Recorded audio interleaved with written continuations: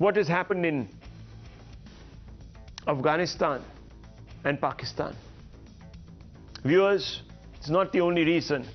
These people refuse to accept the real problem. Let me explain by dissecting their reactions issued today on the back of these attacks. In their remarks is proof of their ostrich-like denial of the truth of genocide. Viewers, let me read out what Mehbooba Mufti said today. Government behaves like an ostrich with head buried. Every resident of J&K has become cannon fodder in the quest for manufactured normalcy. But what do they deny, viewers? Let's put out that graphic on your screens. Let's put it out.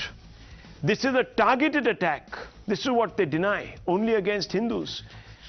Viewers, when people are killed for their religion, they are being singled out. So Mehbooba Mufti is wrong when she says that every resident of J&K, no viewers, only the Hindus of J&K are being targeted as we speak. This is what they deny. Viewers, let me read out Omar Abdullah. Militant attack left trail of death and suffering. Condemn the militant attack unequivocally. What they deny, what Omar denies, that the killings are carried out by religious terrorists. These are not your Joe Blow militants who have an extreme position or some grouse against the Indian state. Pawan Khera of the Congress Party. PM should address nation on Kashmir policy. Demonetization or restructuring haven't helped. Can you believe it, viewers? Trivializing a genocide. This isn't a political problem but a religious one. But they won't accept it. They will deny this. Terrorists don't have any religion, they target all. What would you call the Lashkar-e-Toiba? The Lashkar of whom? Jaish-e-Muhammad. The Jaish of whom? Viewers, what are they denying? They're denying that Hindus are being singled out for their identity by Islamist terrorists, Islamist bigots. Asaduddin Owaisi says, BJP vowed Hindus will be safe, but they're fleeing. Moderate mainstream, the so-called moderate mainstream, the so-called secular politicians like Asaduddin Owaisi, they won't even call this an ensuing genocide because they know there will be a religious dimension. Viewers, this denial has emboldened the Islamists, but there's more. Some among the political class have also actively courted or patronized xenophobes, wrongly assuming that a political dialogue will somehow pave the way for some sort of big, magical reconciliation. The end of hate directed against Hindus.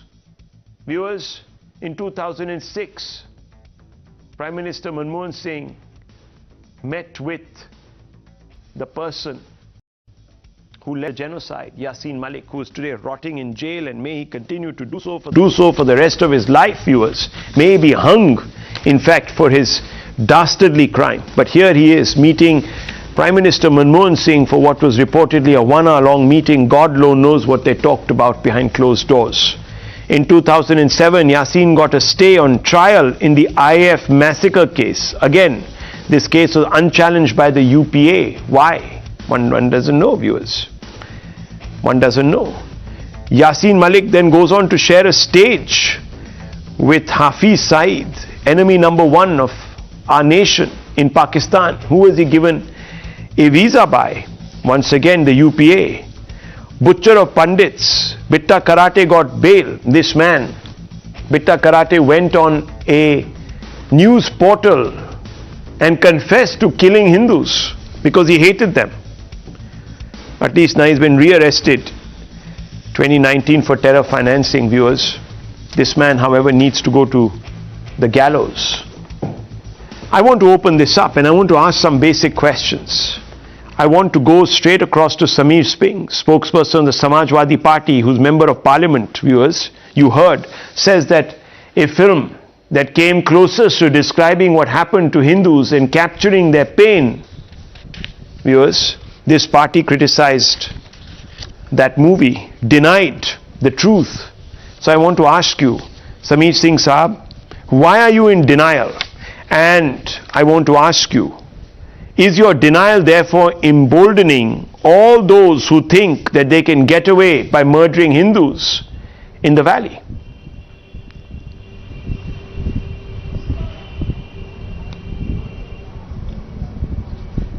Rahul, I think the way this debate is opened up, I think I have a small question here, and not just for you, not just for the viewers, for the panelists, but for everybody. That what are we trying to establish here? Are we trying to establish the militants, the terrorists as I'm rephrasing it. Are we trying to establish that every Muslim is a terrorist, or every Muslim has a hidden agenda of hatred towards the Muslims, towards the Hindus? If yes, I don't know what to say. If not, because I want to, since you put out a lot of facts, I would also like to mention the policeman Riaz Ahmed. Sameer Singh, I want to ask you a question. The constable Saifullah Qadri I want to ask you a question. Also killed in a similar fashion. One second. It was a targeted Sameer killing. Singh. It was a targeted killing too. Sameer Singh, wake up. Wake up. Your member of parliament says, and let me quote him, S.T. Hassan, Samajwadi Party MP. What does he say?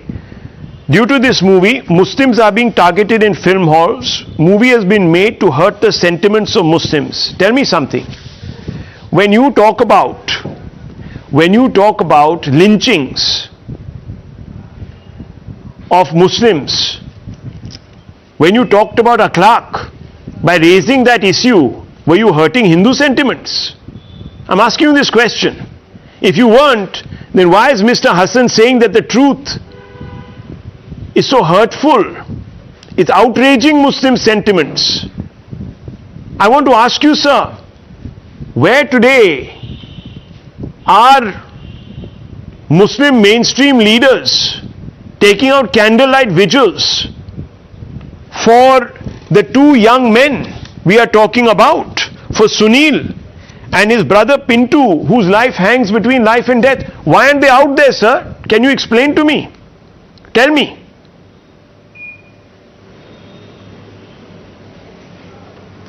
Rahul, to answer the question you asked latter first, yes, they should. Everyone should. So why aren't they doing it? In fact, we should take out the candle march if something wrong has happened. Sameer Singh? Sunil Why aren't Kumar, they doing it? Why aren't they doing it? A young individual has lost his life due to militant activity. Sameer Singh, why aren't they doing it? Why aren't they doing it? And if they should, then why aren't they doing it? I'm asking you, why aren't they doing it? Rahul, Is the only onus, everyone should. Is the onus on only Hindus to maintain the secular fabric of this country? I'm asking you this question. Why aren't they doing it? Where are they? Why isn't Omar Abdullah on the street? It goes both way around.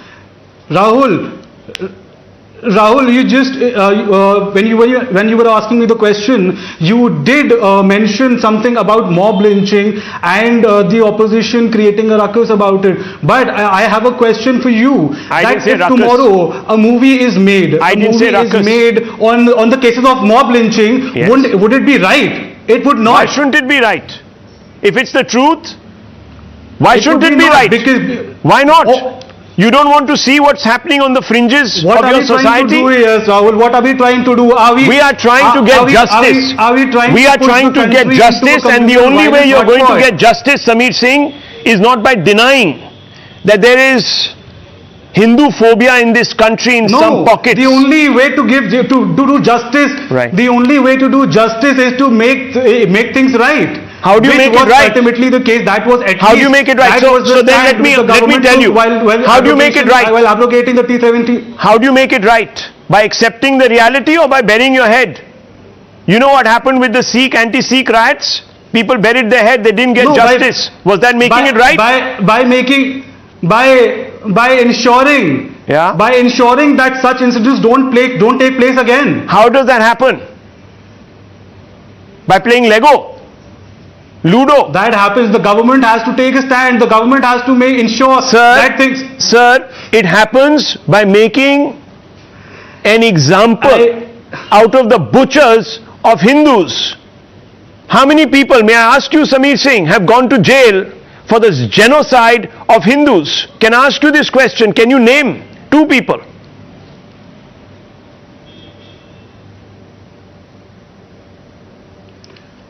Rahul, that is a judicial. You know what you do, sir? You count the votes that you want to get from one particular community. You do that. You don't raise your head. No. You see, you do us all a favor, Sameer Singh. No. You sit there and you count the votes that you want to get from a community by not calling out. By not calling out Hindu phobia. You do that. You appease. That's what you want to do. This has become a habit. We never make.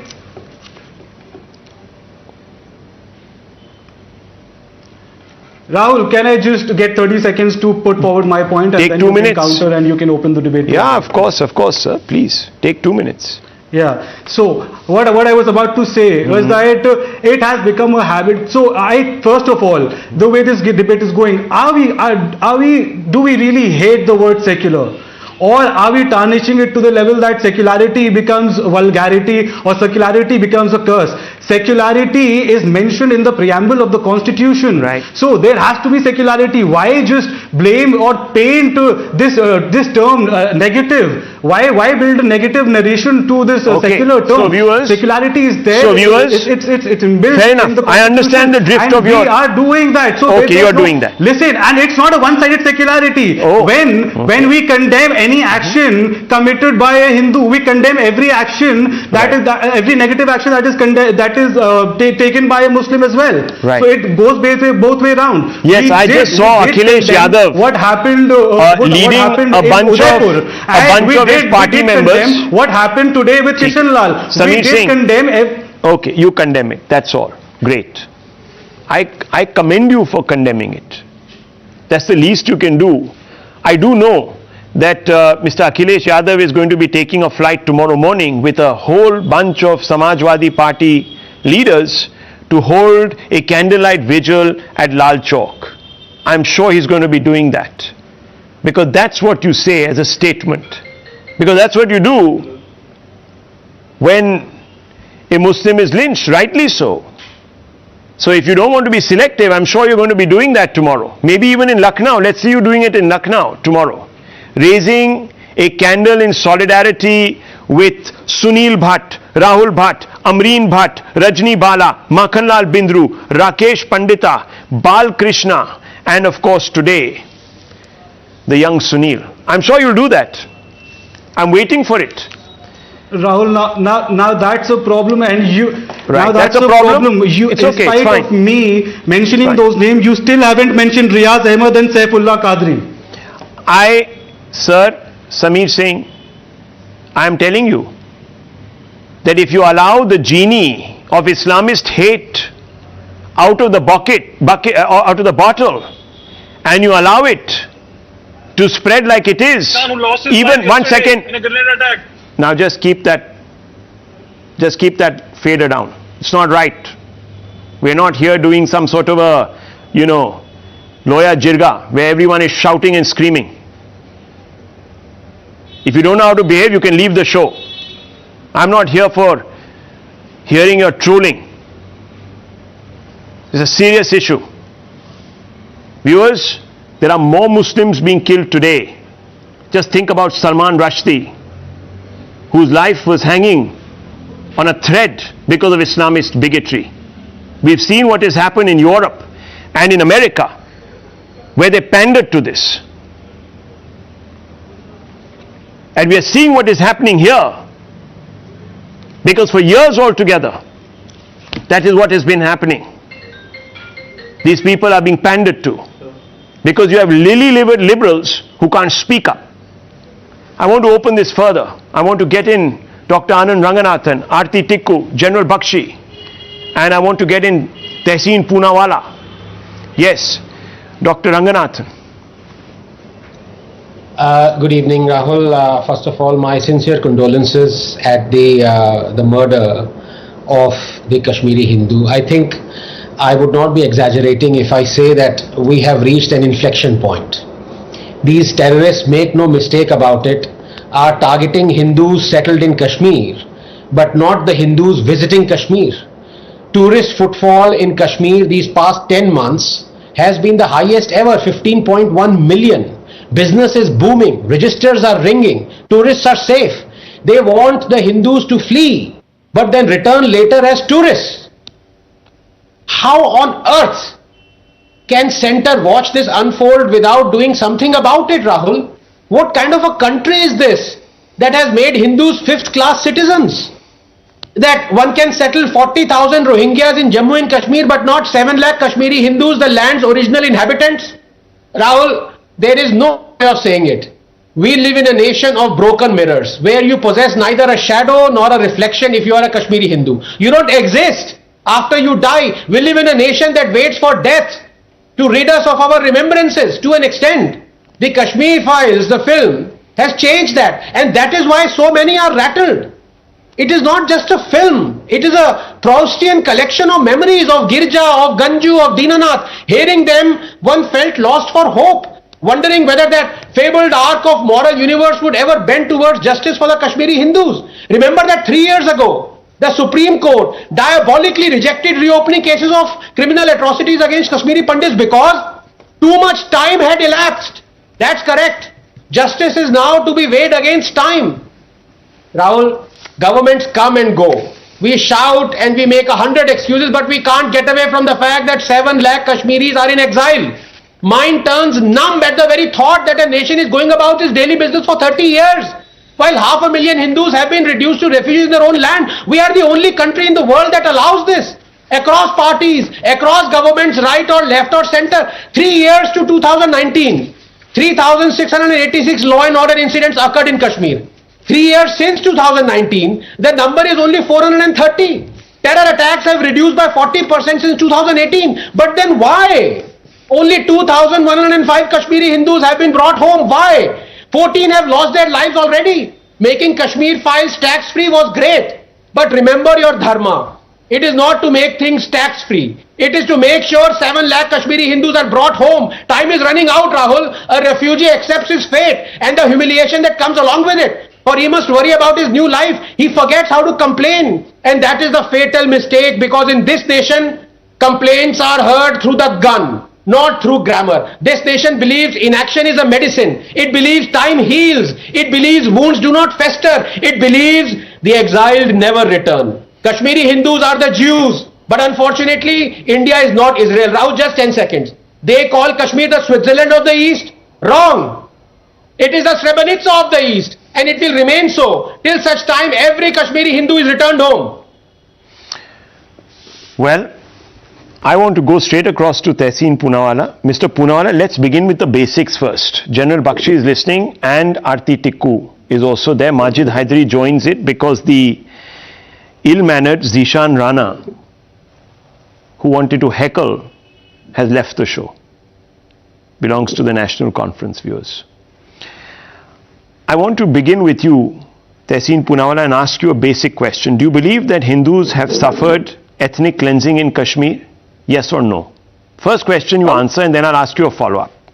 I'll answer that. I want to thank General Bakshi to begin with for his services to our nation. It is because of people like him that we are safe. And yes, I do believe that Hindus, especially my friend Aarti, who's on this panel, her family, I know personally, has suffered. And it is the duty of every Indian, irrespective of religion, caste, creed, or gender, to stand by our Hindu fellow citizens. It is our fundamental duty. I am one of those few who visited Kashmir in January, and it is my duty to stand by them. Yes, I believe so. So you believe so. So can I ask you, why is it that when a movie is made which brings alive the horror, your party, led by the peerless Jairam Ramesh, who's an intellectual giant, if not self-proclaimed, and Ghulam Nabi Azad of the Congress party, who was a former chief minister, came out and berated this film as propaganda. Propaganda, perhaps inspired by the BJP, which exploits fear and prejudice to divide and rule. This is what Jairam Ramesh said. Utter contempt for this film. Now, even if it was an approximation of the facts, it was still a brave attempt, as we have seen now, what it can cost you, from Rushdie's example, to make a film which takes on these Islamist hate mongers. So it was a brave attempt, and this is how it was dispatched. You have Ghulam Nabi Azad that says one-sided biased narrative. Should they have been doing this, sir? Who are they actually insulting? Would they not have ended up insulting the pain of the Hindu community? I'll tell you what is the pain of the Hindu community, but I would request you, don't interrupt me, I'll just take 45 seconds. Sure. Yes, sir. The pain of the Hindu community is having a government that is arrogant, ignorant and incompetent all at the same time. It's a deadly cocktail, but this present government promises and delivers that. It's a government whose Prime Minister on 8 November 2016 promised us in live on Times Now that, hey, demonetization will end terrorism, will make Kashmir to normalcy. He failed. He got an article, removed Article 370. I supported it. He's failed again because time after time my Hindu fellow citizens are being killed. And you may question Jairam Ramesh or Ghulam Nabi Azad, for whom the Prime Minister cried in Parliament, but quite frankly, neither of them are in government. In government is Amit Shah, who has the spine of a molten eclair, and I've repeatedly said this, and therefore his police force under Manoj Ji, who's the governor of LG of Union Territory of Jammu and Kashmir, comes out and says, no, only Muslims are not being, only Hindus are not being killed. Even Muslims are being killed. But that is wrong. There is a select targeting of Hindus. You know it, I know it, Anand knows it, Aarti knows it. But his government denies it. I'll tell you what is incompetence. Incompetences, and we have veterans on the show, when Mehbooba Mufti's sister was kidnapped, the Congress was in opposition, the BJP was in government, and Farooq Abdullah and Rajiv Gandhi pleaded, don't release the terrorists, but BJP not only released the terrorists, it was Rajiv Gandhi to do a dharna in Parliament to ask the army and brave men like General Bakshi to intervene. That is incompetence. Therefore, I say, to save India, to save Jammu and Kashmir, get rid of the BJP. And one more thing, you said that Manmohan Singh has discussed things with Yasin Malik. Rightly, wrongly, history will judge him. I can show you several pictures of Atal Bihari Vajpayee with Yasin Malik in discussions along with Advani ji. So let's not go down that route. Thank you for your time. Okay. Aarti Tikku, would you like to respond to Tehseen Poonawalla? Well, Rahul, I would like to first say that Anand said that it's an inflection point, but I think for us Kashmiri Hindus, Kashmiri Saraswat Brahmins, it is an annihilation point. We are finally, coming to an end, and I am seeing the generation of my parents dying today. We are finished as a community. We are getting killed every day. We are being butchered and slaughtered every day. For us, neither the Congress nor the BJP or no other political party really. For us, none of these parties really matter because we have been treated as sacrificial lambs. We've been treated as the sacrificial goats for their own respective politics, for their own political agendas, and for the conflict entrepreneurs and conflict industry that has been perpetuated, that has been propagated, and that remains empowered despite the fact that the Modi government took a historic decision on August 5th, 2019, but it has not been able to dismantle the jihadi network that is responsible for the annihilation of Kashmiri Hindus. And I know as a student of Kashmir and as a journalist who's worked on Kashmir for 22 years, I know that the state has the capability and the ability to actually dismantle that network. But it hasn't done so. It is not doing so. And there has somebody in this government, somebody in the system, whether the BJP or the Congress or the entire system, the system is not constituted only by the BJP. The system is also constituted by the Congress party, by the opposition, and they all are responsible for the annihilation, for the massacre, for the murder, for the ethnic cleansing and genocide of Kashmiri Hindus at the hands of Islamic jihadis.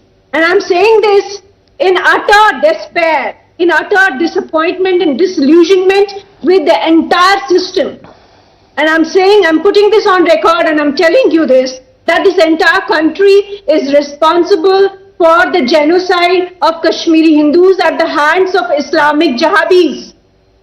So do not tell me that it's the BJP or the Congress party or anybody else.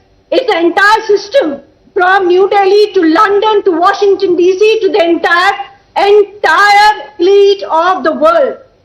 That entire elite is responsible for the annihilation of Kashmiri Hindus. I've seen my grandparents dying in misery and suffering. I've seen my parents struggling. I've seen the entire generation of my parents struggling and dying. They are dying today. Who's responsible? Who's going to give all these answers? Nobody. Neither in the mainstream media, nor in the system, nor with the BJP, or nor the Modi government. Okay, General Bakshi, the problem is that everyone's running away from calling out Islamist hate, bigotry. The opposition decries efforts to try and project it on film. They have not ensured justice when they've been in power for the longest in Kashmir to the Hindu community. And you have the BJP that has promised normalization or normalcy but has not been able to deliver it. Aarti Tikku says they're all to blame. General Bakshi. Yes, Rahul, we are all to blame because we allowed it to happen. And now that so many years have passed, we've not been able to reverse the ethnic cleansing. We are all guilty. We are all to blame. The first step towards the removal of a problem is the acceptance that it exists. Unless you acknowledge that there is a problem, what can a doctor do? His work starts from there. You refuse to accept that there was a genocide. You refuse to accept that there was ethnic cleansing. Then where do you go from there? Today, we have a situation when we have the 75th anniversary of the independence of our republic, right? And this is the time that Pakistan has chosen to go for a killing spree again in Jammu and Kashmir. They attacked a military outpost in Rajouri. They exploded grenades in the markets of many towns. Now they have shot up 2 more Kashmiri Pandits. It's in your face. Now let me put this in a bit of perspective, because I think one has to now look at it in the larger perspective. When I served in Jammu and Kashmir from 2000 to 2005, there were 5,000 armed terrorists there, right? Today, we increased the number of our Rashtriya Rifles Battalion. We sent additional forces to Jammu and Kashmir. We brought that number down. We slaughtered them down, and we got them down to 150. The problem today is, Rahul, this 150 is persisting with sneak attacks against soft targets, which the state refuses somehow to protect. We have gun-toting police guys hanging around with every neta everywhere all over this country, mainstream party, opposition, whatever. You can't put, how many Kashmiri Pandits are there in the valley now? 2,000? You put 2 on each, 2 armed gunmen on each, that makes it 4,000. You can't do that. You can't do that. When you know this is a designated target, this is a soft target, you can't protect it. The Indian state doesn't have 4,000 men to spare. We have NSG gun-toting commandos hanging around. All are high and mighty. I know Kashmiri lives don't matter. Kashmiri Pandit lives don't matter. I know the lives of the migrant labor from Bihar and Uttar Pradesh don't matter. But they should. Because they are all Indians. And it hurts. And it hurts. I'm not the kind of a guy who will sit down and just take it on the chin. I wish I was still in uniform. And I would request the government, please do what you did earlier. Reactive measures will not put an end to this. You can be reactive till kingdom come. This killing will not stop. It will just go on. It will make the state look weak in front of 140 Cartoon Network specimens. Well, they are not the real cause of the problem. The problem is from across, from where the drones fly in every night. Rahul, they dropped the Kalashnikovs, the one that was used this morning. They dropped the pistols, ammunition, grenades. You have to go across, you have to repeat Odis, you have to repeat Balakots. That is the only language that Pakistan understands. Identify the problem and deal with it. Let me tell you. Deal with it. Let me tell you, Don't viewers. go soft. Let me tell you that the gun was used, remember, for over 15 years, almost, for 15 years, against the Islamist terrorists in Afghanistan also. But they're back. But they're back. There is another dimension to this conversation. Yes, there is the military dimension. But there is another dimension. And that is the support they get. And Dr. Ranganathan, let's not turn a blind eye. We had General Rawat who told us that there was overground sympathies. There is a palpable tolerance of this. I refuse to believe that if all my Kashmiri Muslim brothers were to hit the streets tomorrow and say, down with this filthy jihad, and we will catch hold of any terrorist and lynch that terrorist. Viewers, just that threat, just the fact that the backs would have been turned on this hate would be enough perhaps to end this. But we're not even seeing that. So this is a hydra-headed problem. Dr. Ranganathan, I want to bring in right after you, Majid Hydari. Yes. Thank you, Rahul. The very powerful and heart-rending words by General Bakshi and Aarti. A million hugs to Aarti. I know I'm absolutely not in a position to even gauge a fraction of what you suffered. But can I, not so much a point of disagreement, Aarti, but a fact that it is all right for a citizen to play the victim, and all of us do. I'm not saying you are doing or others, but nations must never play the victim card. Yes, there is an ecosystem. Yes, there are apologists. Yes, there are sympathizers for Islamists and jihadis. But have you ever heard Israel worry about Hamas and Hezbollah terrorists? Have you ever heard Israel talk about Gaza ecosystem? No, they do what is to be done. And I've given you the data. There is almost 80 to 85% reduction in the law and order situation attacks. There is almost more than 40% reduction in this is the best time for us to take 7 lakh Kashmiri Hindus back to where they belong. How come only 2,000 have been taken back? How come only 1,000 unit homes have been made in the last 3 years? So the problem lies with us, Aarti, not with the ecosystem and the jihadis. I'm sorry, I am applying the Anderson razor again. That it was not, I don't blame Warren Anderson for escaping. That was his job. I blame Rajiv Gandhi for letting him go. Okay, let me bring in Majid. Yes. May I add one line? Just one line. No, one second. Mr. Punala, I'll come to you. You have some questions to answer. You know, you were very glib. I just want a line to add. No, one second. You were very glib earlier, but I want to come back to you. And you know, I have some questions. So you can add your line then. Yes, very quickly, Aarti Tikku. Very quickly, I want to bring in Majid Hydari. I have 30 seconds on you. Yes, Ms. Tikku. Anand, when I say system, I'm talking about we. I said India. I'm saying the state. I'm saying all of us as a society. I think I'm not saying that it's just you're echoing each other. Which, fair enough. I think you're echoing each other.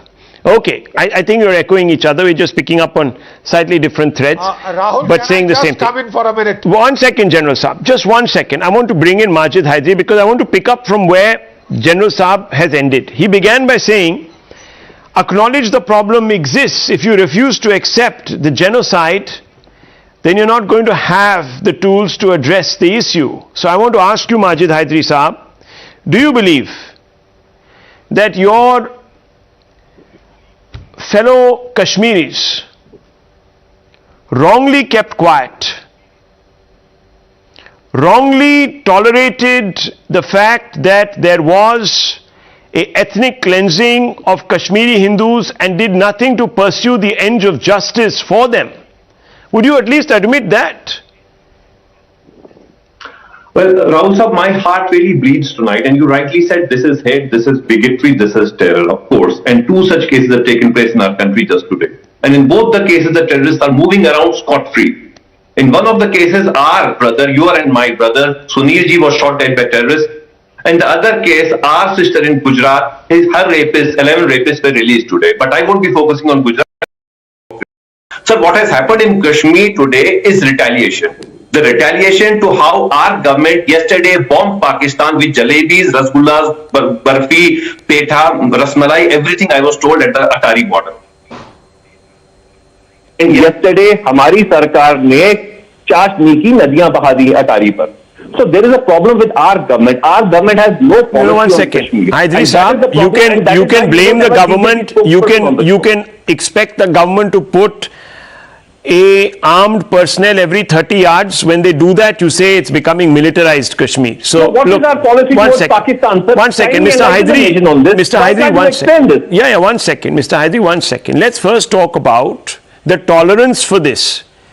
Now, many times, when there are lynchings that happen in other parts of this country, you yourself come out and you shame civil society by saying that we are not standing up against this sort of Islamophobia. You've got a term for it, as if all Hindus are Islamophobic. And you say, where is the outrage?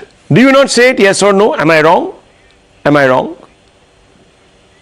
No, I am saying that my government. Do you at that time? No, hang on. Do you at that time? Pakistan. So why are you? I'm asking you this question. No, don't look. You know, you can change the goalpost, but I want you to first answer the basic question. Do you believe you failed Kashmiri Hindus by not boycotting socially and calling for the arrest of Yasin Malik all these years? It's a simple question to you. Or that other fellow, Bitta Karate. It's as simple as what has happened in Gujarat today. No, Will sir. You support that? Again, you're changing the goalpost. No, I'm not. I'm asking you. It is reality, sir. It's no, 1 second. In the Bilkis, I'll explain the difference to you also. In the Bilkis Bano case, 1 minute, Mr. Majid Haidri, please don't change the goalpost. Why do you sneak out? Why don't you stay and answer my question? आप ये पतली गली से क्यों sneak out हो जाते हैं? Stand your ground. What happened in the Bilkis Bano case? Viewers, certain number of individuals were sentenced to life in prison. They have already served 14 years. I don't agree with the fact that they should have been let out and all that. That's a different debate. But at least there was some justice. There was a modicum of justice. Here, the person who is the butcher of Kashmiri Hindus is meeting the Prime Minister of the land, gets to address massive rallies with state complicity. I'm not denying it. But what did the Kashmiri Muslims do there? Sir, they allowed it. They never asked him, bhai, how do you represent? 1 minute. I'll also hold a candlelight. Majid Haidri Saab, 1 minute. Please listen to me. I beg you, sir. I'll come out for Sunil. I beg you, for 35 years you have not heard the Kashmiri Hindus. Listen to a Kashmiri Hindu. Sir, listen to one of your brothers. It's an open. Sir, at least listen to one of your brothers. Listen to one of your brothers.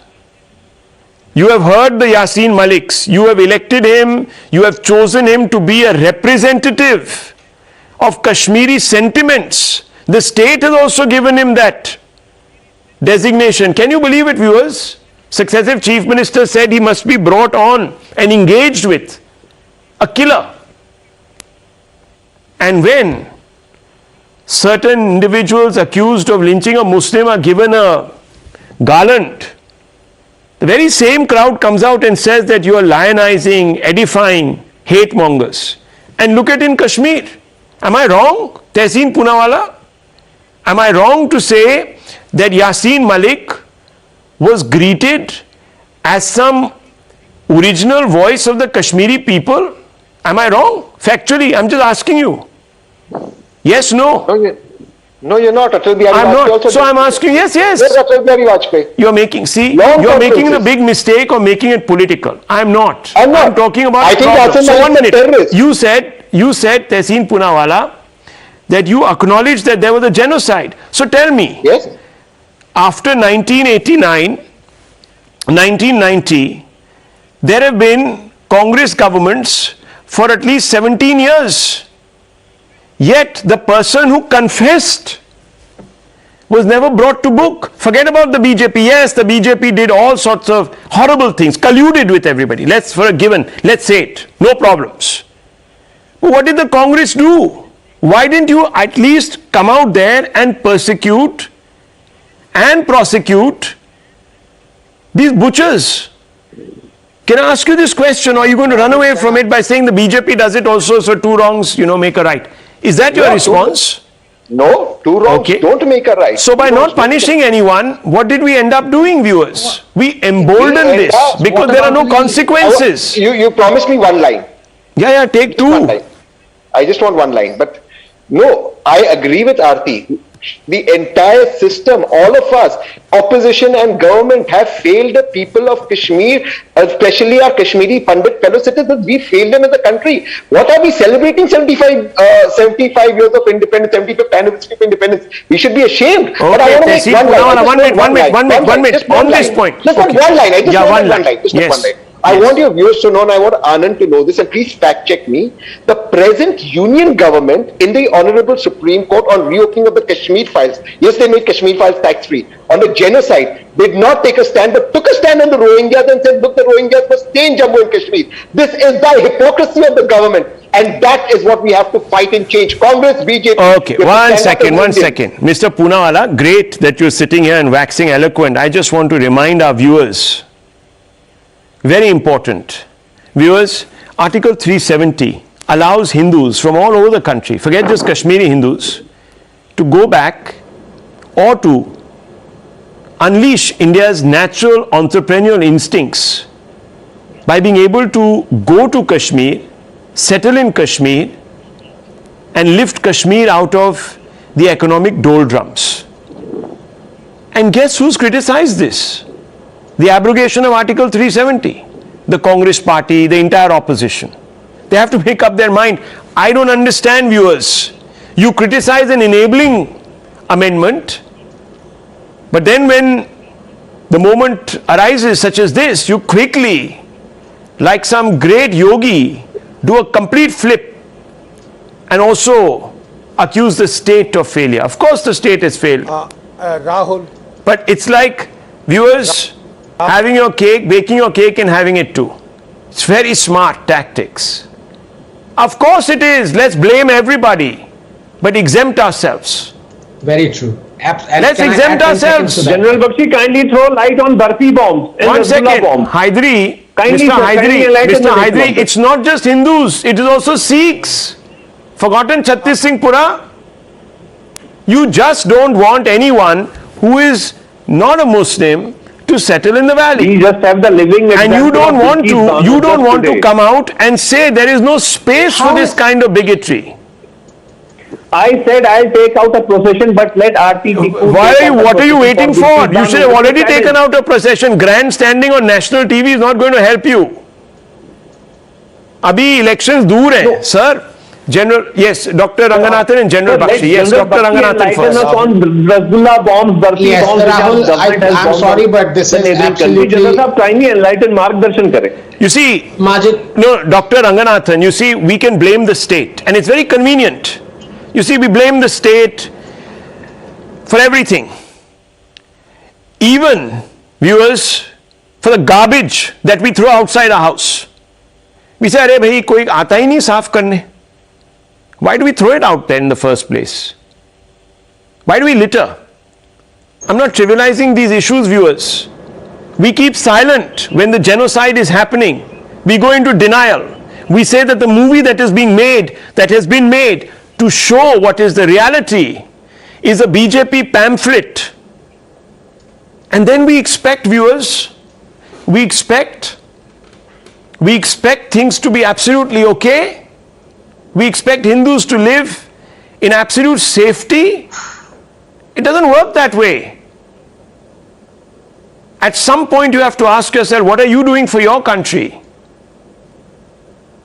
Viewers, it's all very well to take a candle to Hathras. Where is this group of people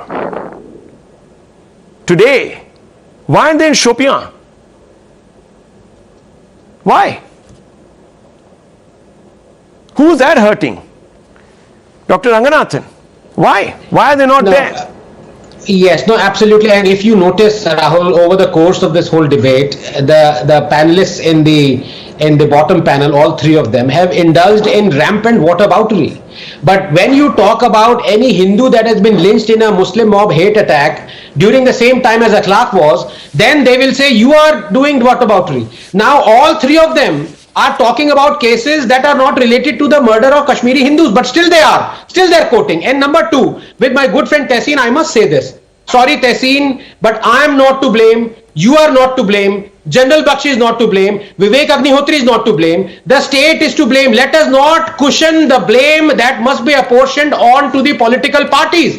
How is Vivek Agnihotri to blame for the state of Kashmiri Hindus? He has done them a great service. How is General Bakshi to blame? He has saved countless lives. How is Aarti to blame? She has highlighted the problem. So let us not say all of us are to blame. We elected a government, we expected the government to do. And finally, just 20 seconds, Rahul. I am aghast by my good friend, Mr. from the SP, the spokesperson.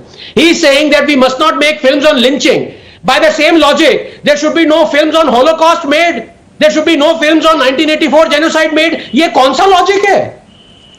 ये logic of exceptionalism है. What about है? Babri Masjid demolished, उस पे movie after movie, Gujarat riots पे movie after movie. At that time, no one said this is hurting Hindu sentiments by making a movie on Gujarat. There are hundreds of movies on Gujarat riots, which they also screened from JNU down to Lucknow, viewers. So let's put this in perspective. You know, the easiest thing right now to do is to say that, oh, Modi hasn't declared nuclear war against Pakistan. That's fine. Some people want that. Mutual self-assured destruction, we can do it. Some people will say, let's take the tanks across, let's take, drones across. We can do that. Israel does it effectively. They don't do it against nuclear powers. So let's remember that. It's easier said than done. But viewers, there are ways. There are ways. The state has methods. It has to employ them. No doubt about this. But you and I also have a duty, by the way. Don't crib. Don't crib. If you allow principles and apply them selectively, then don't crib about the outcome. None of you, viewers out there, are also taking out candlelight marches. I'm not seeing anyone on Azad Maidan today or at Jantar Mantar. Ask yourselves why. You don't care. That's why. Or you're in denial. I don't know. One of these two. Think about it. Till you don't do something, till you don't make this an expectation of your government and you make it an issue on which elections can be won and lost, nothing will move. Nothing. Unite and start a fight for rights now, before it's too late. Talking about whataboutery and also double standards, viewers, I want to quickly go on to another story at the end of this broadcast. I want to talk about the death of a 9-year-old Dalit boy allegedly being beaten up by his teacher in Rajasthan's Jalore, which has jolted the national conscience. It has also jolted the Gehlot government. After the anger among Dalit Congress leaders, top party leaders from the state are rushing to meet the victim's family. Rajasthan Congress President Govind Dostara, State Minister Govind Ram Meghwal and Mamta Bhupesh and former Rajasthan Deputy Chief Minister Sachin Pilot all making a beeline to meet the victim's family. This comes after the death of the Dalit child triggered widespread anger in the state, including in the Congress camp. Party MLA Panna Chand Meghwal resigned in protest, citing rising incidents of atrocities against Dalits. At least 5 ward councillors belonging to the SC/ST community in Baran Municipal Council have also quit, and 4 Dalit leaders said to be belonging to Bhimsena scaled a water tank near Vidhan Sabha to protest against atrocities against Dalits. In the midst of this outrage, the Chief Minister seems to suggest that the government has done enough and all that the measures have been taken to ensure justice are done to the family. Viewers, hardly 2 years back, the Gandhis had marched to Hathras to meet the family of a gang rape victim there. Rahul Gandhi and Priyanka Gandhi sat with grieving family and expressed their solidarity. But where is the solidarity today? In their own ruled states, the Gandhis are gayab. Why? Why, viewers? In opposition ruled states where these atrocities happen, you're right there, at the spot. In your own states, you're not. What does that tell you, viewers? That tells you that not all Dalit light matters for the Congress. Perhaps. I don't know. I leave it at this.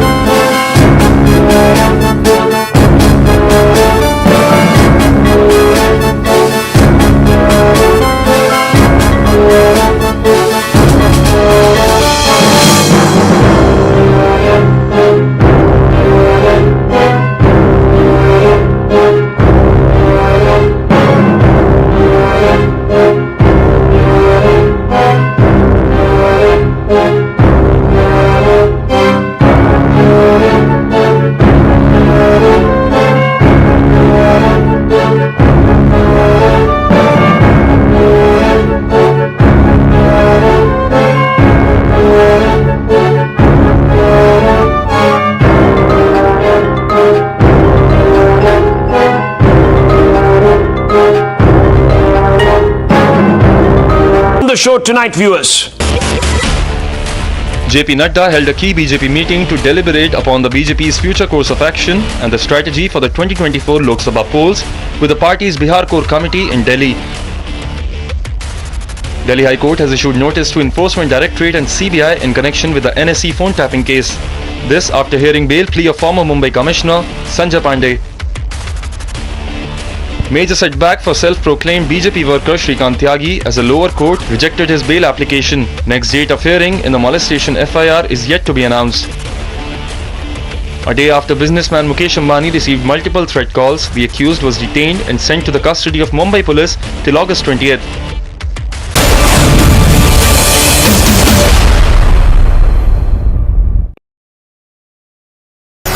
The most pressing issues, the most informed minds,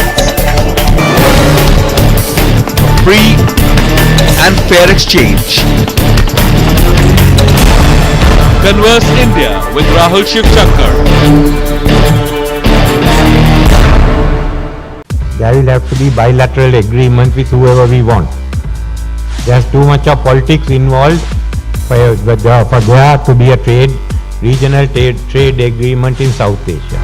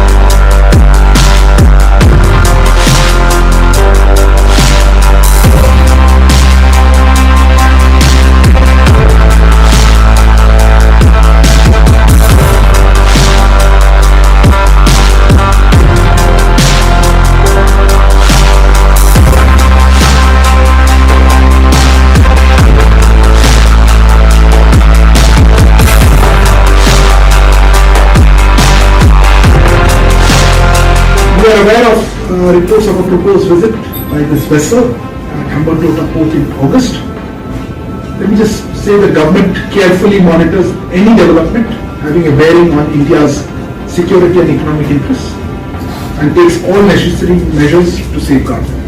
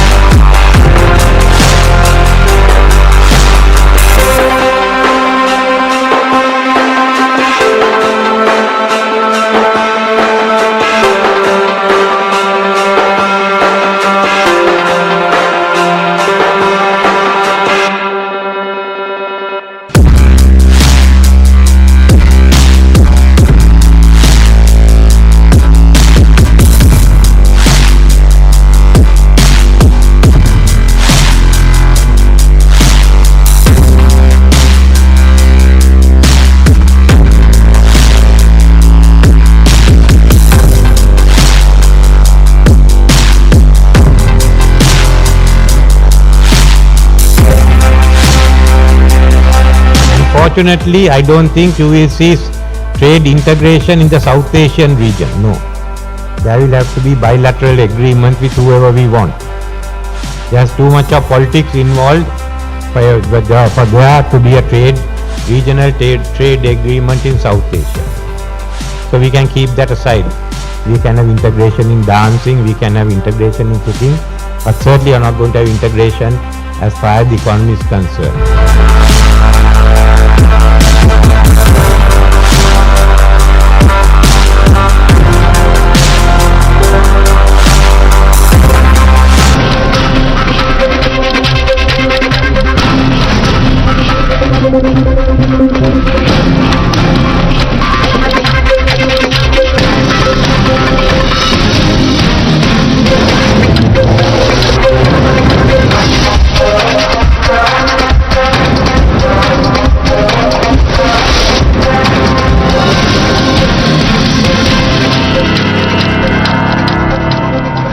Good evening, ladies and gentlemen. It's a story of denial versus inaction over the alleged caste fault lines in Jalore in Rajasthan. A 9-year-old Dalit student died after he was hammered to the hilt by his teacher.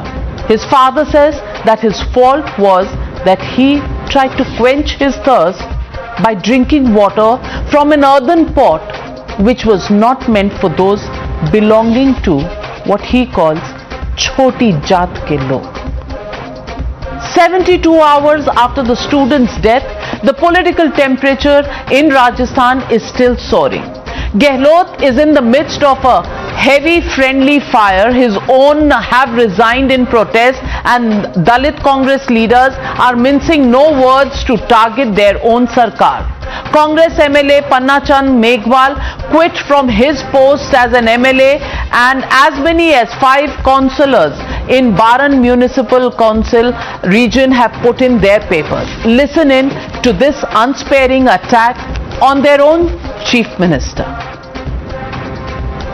Police इसकी जांच कर रही है किस हर पहलू पर कि इस घटना के पीछे क्या कारण रहे, कहीं व्यक्तिगत रंजिश तो नहीं है, कहीं जानकर किसी ने इस प्रकार की घटना को अंजाम तो नहीं दिया गया, इस परिवार के साथ कहीं अन्याय तो नहीं हो रहा है, इस प्रकार को संबल तो नहीं मिल रहा है या नहीं मिल रहा है। इन सारी चीजों को देखने के लिए यहाँ आए हैं। और मैं तो विशेषकर मैंने कल इस्तीफे के साथ ही कहा था कि मैं वहाँ उसके पैतृक गाँव में जाऊंगा, उसकी आत्मा की संतुष्टि करूंगा, उसके परिवारों को संबल दूंगा और जो सरकार के द्वारा जो इनकी मांगे है उन मांगों को मनवाने के लिए बात करेंगे। इस परिवार को ले जाएंगे, इसकी जो भी मांगे हुई, चाहे वो अनुदान की हो, सरकारी नौकरी की हो, इनको सुरक्षा की बात हो, सारी चीजों पर खुलकर बात करेंगे और इनका साथ अपनी।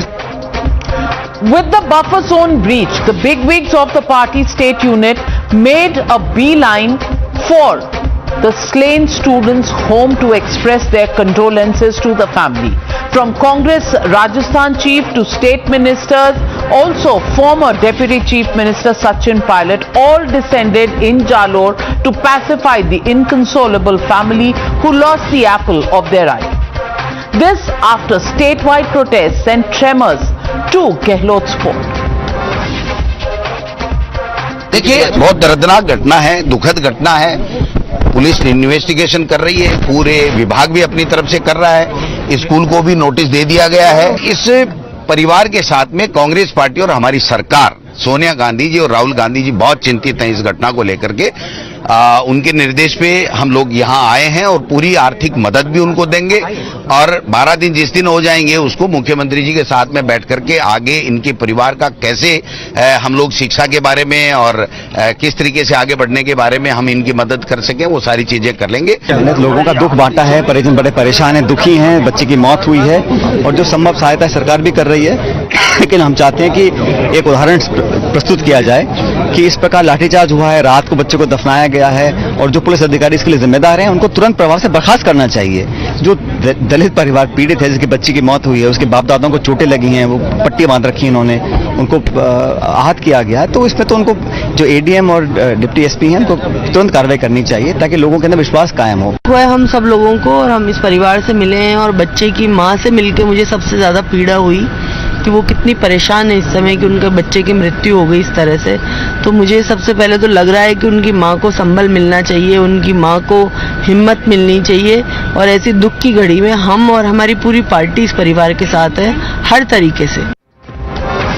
But the sympathy shown by the Gandhis on many occasions by projecting themselves as the crusaders of Dalit rights is yet to be seen in Jalore. Rahul Gandhi was pushed and shoved while on his way to Hathras in 2020, but still he met with the family of the rape victim who was murdered. Even Priyanka Gandhi Vadra hugged the aggrieved mother in Hathras in 2020. Cut to 2021, Rahul Gandhi consoled the kin of a minor who was sexually assaulted in Delhi with a non-Congress government in power. But today, all that sympathy is just missing. Ladies and gentlemen, let me remind you, the persecution of this Dalit student is not a one-off incident. Let me present to you some facts. 55.6% of all crimes are crimes against Dalits, which puts the state at the second highest position in the list. 20% of the crimes against Dalits is recorded from Jaipur, which makes it the most dangerous metro for Dalits amongst the list of 19 metros. Out of the 32,000 cases filed in 2019, 6,000 cases were crime against women. There has been a spike of 49.11% in crime against women, highest in India, coming from Rajasthan. And I'm not saying this, but the 2019 report of the National Crime Records Bureau is saying that. But Mr. Ashok Gehlot is busy in a 3-day visit to Gujarat to tie up some election details. Not just that, the police was able to file an FIR 72 hours after the death of this young child and 2 days after he passed away. First FIR. So the legitimate question we are asking on the Newshour tonight, not all Dalit lives are equal for the Congress party. That's the question and that's the debate. Cong Dalits Test, that's the hashtag and the debate on the other side. You're watching the Newshour at 9, debate number 1, on Times Now, Super Prime Time.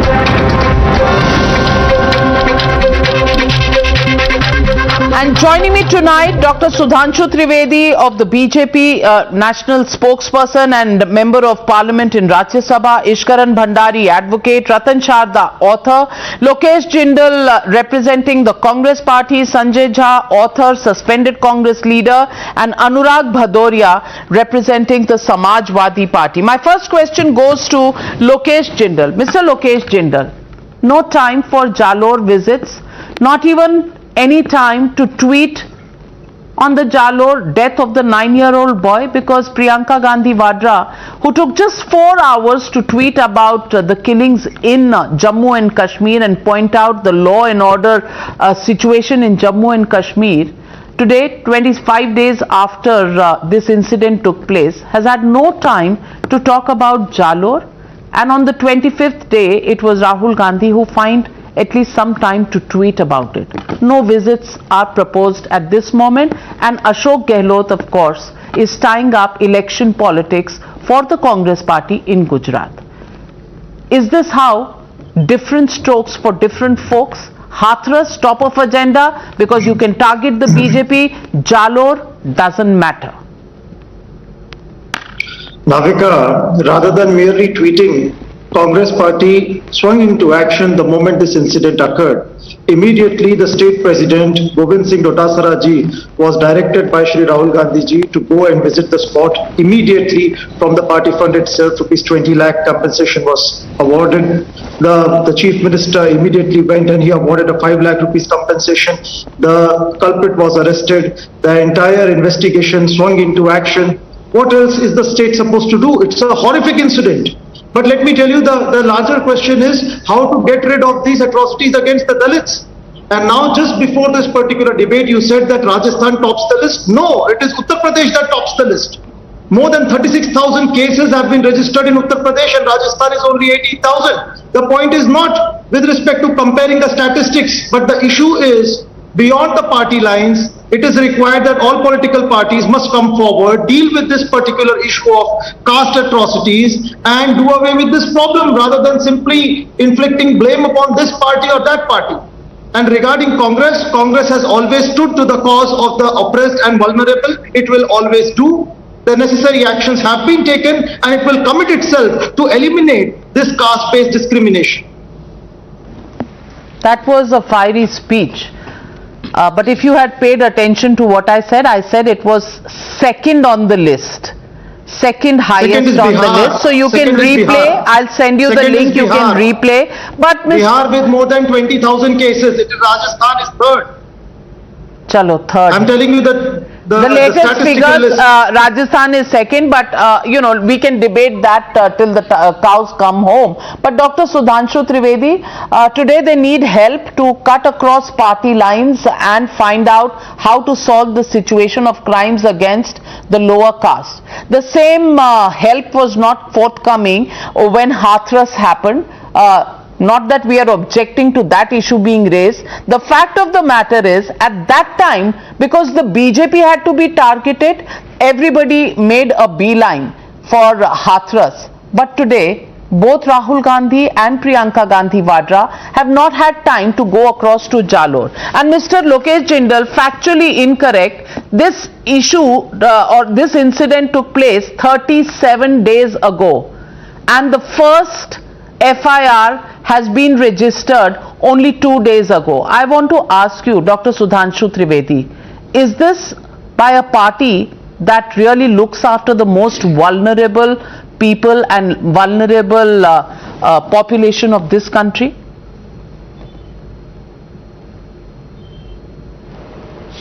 Actually, the problem of the Congress party was natural and we should not have blamed them, because since last 37-38 days you have seen that so many activities were going on in Delhi and they were there to support Ashok Gehlot ji as Rust. He has remained there for 3, 4, 5 days at a time, doing demonstration, doing press conferences in order to protest the ED summons of Rahul Gandhi ji, Sonia Gandhi ji. So मानी हुई बात है, उनका ध्यान उस समय उतना नहीं गया होगा, वो दलित के बच्चे के साथ कुछ हो गया, वो तो सेकेंडरी मैटर है. First and foremost matter is how to protest and put an allegation and put pressure on the investigating agencies, which the country has witnessed in the last 35-40 days. Everybody has seen on the TV, so there is no need of any proof or something like that.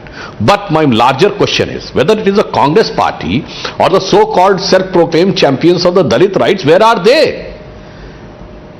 Alwar में भी तो योगेश जाटव और हरीश जाटव की हत्या हुई. What happened? One of the father has committed suicide. Mob lynching हुई. But the mob lynching इसलिए नहीं एक्शन लिया गया because of the some obvious reasons. क्योंकि लिंचिंग करने वाले किसी पर्टिकुलर कम्युनिटी के थे, इसलिए वहां पे दलित की जिंदगी की वैल्यू नहीं होती है. Whether it is 5-6 years back, Arun Mahor of Uttar Pradesh or Prashant Pujari of Karnataka, when the Dalit are being attacked by one community, then it becomes secular, and it is not a Dalit issue. It is to be keep mum. And I am questioning not only just the Congress party. Where is the Bhim army? Where is the Jignesh Mevani? Where are those who call themselves कि हम तो सिर्फ दलित के लिए काम करते हैं, हमारा पॉलिटिक्स से कोई मतलब नहीं है. साफ दिखाई पड़ जाता है आज कि उनको दलित से कोई मतलब नहीं है. They are having no concern about they choose and pick Dalit depending upon the suitability of the ideology and suitability of their political convenience. And that's what exactly Congress party की तो वहां सरकार है. आपका तो एक फोन कॉल काफी था और उसको आप बाकायदा ओपनली कह सकते थे. When the Congress party is having audacity to call Ashok Gehlot ji in Delhi to stay there and order them stay there for 3 days, for 5 days and do not go back to Rajasthan, they could have also given a statement that we have talked and we have given instruction to Ashok Gehlot. You could have done something, you could have come up with some form of compensation rather than politicizing this entire issue. And don't become champions of Dalit now. The whole country knows how BJP has been treating the Dalits in UP. I am not saying, I am just questioning those. Calm down, Mr. Lokesh Jindal. Awarding compensation. I want an answer on Alwar also. I want an answer on Anwar also. Sir, you cannot Yogesh Jadhav and Harish Jadhav. when your own What track happened to record in them? Uttar Pradesh Why has been seen by the entire country. Those What happened in Hathras? Hathras? Whereby your own legislators have been involved in atrocities against the Dalits. What about that? Oh. You cannot come clean. You cannot suddenly become champions of the Dalit cause. What have you done for the Dalits? It was the Congress that has always stood for the cause of the Dalits, right from land reforms up till giving all forms of aids for the Dalits. Congress stood for the Dalits. And it is always there for the upliftment of the Dalits. So please do not teach us with respect to the Dalit cause. The action has been taken and Congress has presented itself time and again as a responsible political party committed to the cause of the vulnerable sections of society. I want to get in Sanjay Jha. Sanjay Jha, this child, this 9-year-old child. Can I respond? I'm coming to you, Dr. Sudhanshu Trivedi. I want to point a very glaring statement that has been made by Lokesh Jindal. He says compensation was awarded. 20 lakh rupees. Madam, it was a mere slip of tongue, please. It was not a mere slip of tongue. I'm going to replay. You used that word for 3 times, at least 3 times. Can I ask my director to pull that out? You said compensation was awarded. Awarded 20 lakhs were given. Sanjay Jha, are compensations of 20 lakhs all right for a 9-year-old child who's lost his life? Is it okay that this 9-year-old child, 1 minute Lokesh Jindal, I don't want you to speak over me. Let me at least repeat what you said. Is it okay that this 9-year-old child, when he was beaten up, was taken away 304 kilometers away from Surana village in Jalore to Ahmedabad in Gujarat for treatment? Is it okay that 25 days later after the incident, the first FIR was filed in this case, Sanjay Jha, and you want us to believe that the Congress party is the party that worries about the vulnerable in this country? I want to ask you, Sanjay Jha, do we have a conscience left anymore? When a 9-year-old child dies, we say compensation has been awarded for 20 lakh rupees, and Rahul Gandhi has picked up the phone and told Mr. Dota Sara to go and visit. But when it is Hathras, then Mr. Rahul Gandhi and Mrs. Priyanka Gandhi Vadra sit in a car, and the audio of their laughter is also something that is in public domain, and then they go there because it's Uttar Pradesh, it's a BJP ruled state, and politics is easy to do. I want to ask you, can you keep a hand on your heart and say that this is hypocrisy personified? Navika, you have asked a range of questions, and I will try and answer them as quickly as possible because I would love to hear the other panelists as well. Point number 1, I belong, and I will say so very openly on your show, to an upper caste member of India's social structure, and I feel ashamed and I feel sick and disgusted at the kind of caste bigotry that exists in our country. Okay? And I'm saying so with utter honesty, and I'm assuming Dr. Trivedi is also an upper caste person. We are responsible. Can I tell you something here, Navika? The upper caste is responsible for this culture of exploitation of the dispossessed, particularly the Dalits and the scheduled tribe. I don't want, as far as I'm concerned, to reduce this debate to why Rahul Gandhi went to Hathras and why he hasn't yet gone to Rajasthan. For that record, I don't think the Prime Minister has visited anybody from any community for whatever reasons over the last 8 years that I have known. The more important point here is this, is the fact that, you know, I think I request Sudhanshu ji, I have a lot of respect for him. He does indulge in some gobbledygook when it comes to history, but I do want to tell Sudhanshu ji, after Una के बाद सुधांशु जी आप लोग दलित के बारे में जब चर्चा करते हैं तो मुझे लगता है ये बहुत ही एक गलत और घिनौनी पाखंडी राजनीति। दलित लोगों को जीप के साथ बांधा जाता है और पीटा जाता है, और मैं नहीं समझता कि भारत के लोग वो दृश्य कभी भी भूल सकते हैं। मैं नहीं कह रहा हूं कि ये सिर्फ आपकी जिम्मेदारी, हम लोग सब एक तरीके से सामूहिक तरीके से इसके लिए उत्तरदायित्व हैं, लेकिन यहाँ पर राजनीति न लाए तो आपके लिए भी अच्छा है और देश के लिए भी अच्छा है। आपको रोहित वेमुला का भी केस मालूम होगा। मैं आंकड़ों में नहीं जाना चाहता, लेकिन आप गुजरात का नंबर देखिए कि 2003 से 2018 में 70% दलितों के विरुद्ध में अत्याचार हुए हैं। लेकिन ये सब आंकड़े से कुछ फायदा नहीं होगा दलितों को। I think the political parties, Navika, have to stop treating the Dalits as either a vote bank or trying to convert them into some kind of an instrument as part of the larger communal propaganda that goes on in this country. Because they are being marginalized socially, economically. And I do believe that we are all failing the Dalits in this country. This story, by the way, if anybody hears it and doesn't get, devastated at what that child went through, I mean, what else can I say? I don't want to make any further comment. Well, I'll take your questions that you've raised to Dr. Sudhanshu Trivedi, but only after. Sanjay Jha, you at least answer the question I raised. Isn't this hypocrisy? Because when Hathras happened, didn't Rahul Gandhi and Priyanka Gandhi Vadra go to Hathras? Today, is it okay to award compensation, direct Govind Singh Dotasara to go there and not even find time to talk about it, tweet about it, forget to visit the place? Answer that question and I'll take all your questions. I'll bite the bullet. I'll bite the bullet on that one. I do believe that there needs to be consistency no matter which state such a ugly act happens in. And I think it's important that in Hathras, I think the Gandhis went. It is not a Congress government, it's a BJP government. And everybody knows that there is a lot of opacity in most of them. And I think it was very good that they went there and actually stood with the family that was aggrieved. I also feel in the case of Rajasthan, while logically there is a Congress government and therefore Mr. Gehlot is empowered to take the necessary step. Sachin Pilot, who was a very dear friend of mine, and I know him to be an extremely sincere politician. You trust me when he says what he says, he really means business. I think he's taken on Mr. Gehlot on these issues very directly. So I think the Congress has been pretty honest about its political integrity on these issues.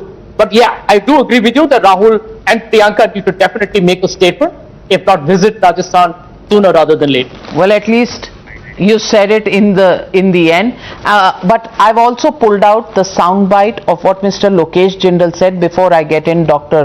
Sudhanshu Trivedi. I'll play that out because I don't like being challenged on facts.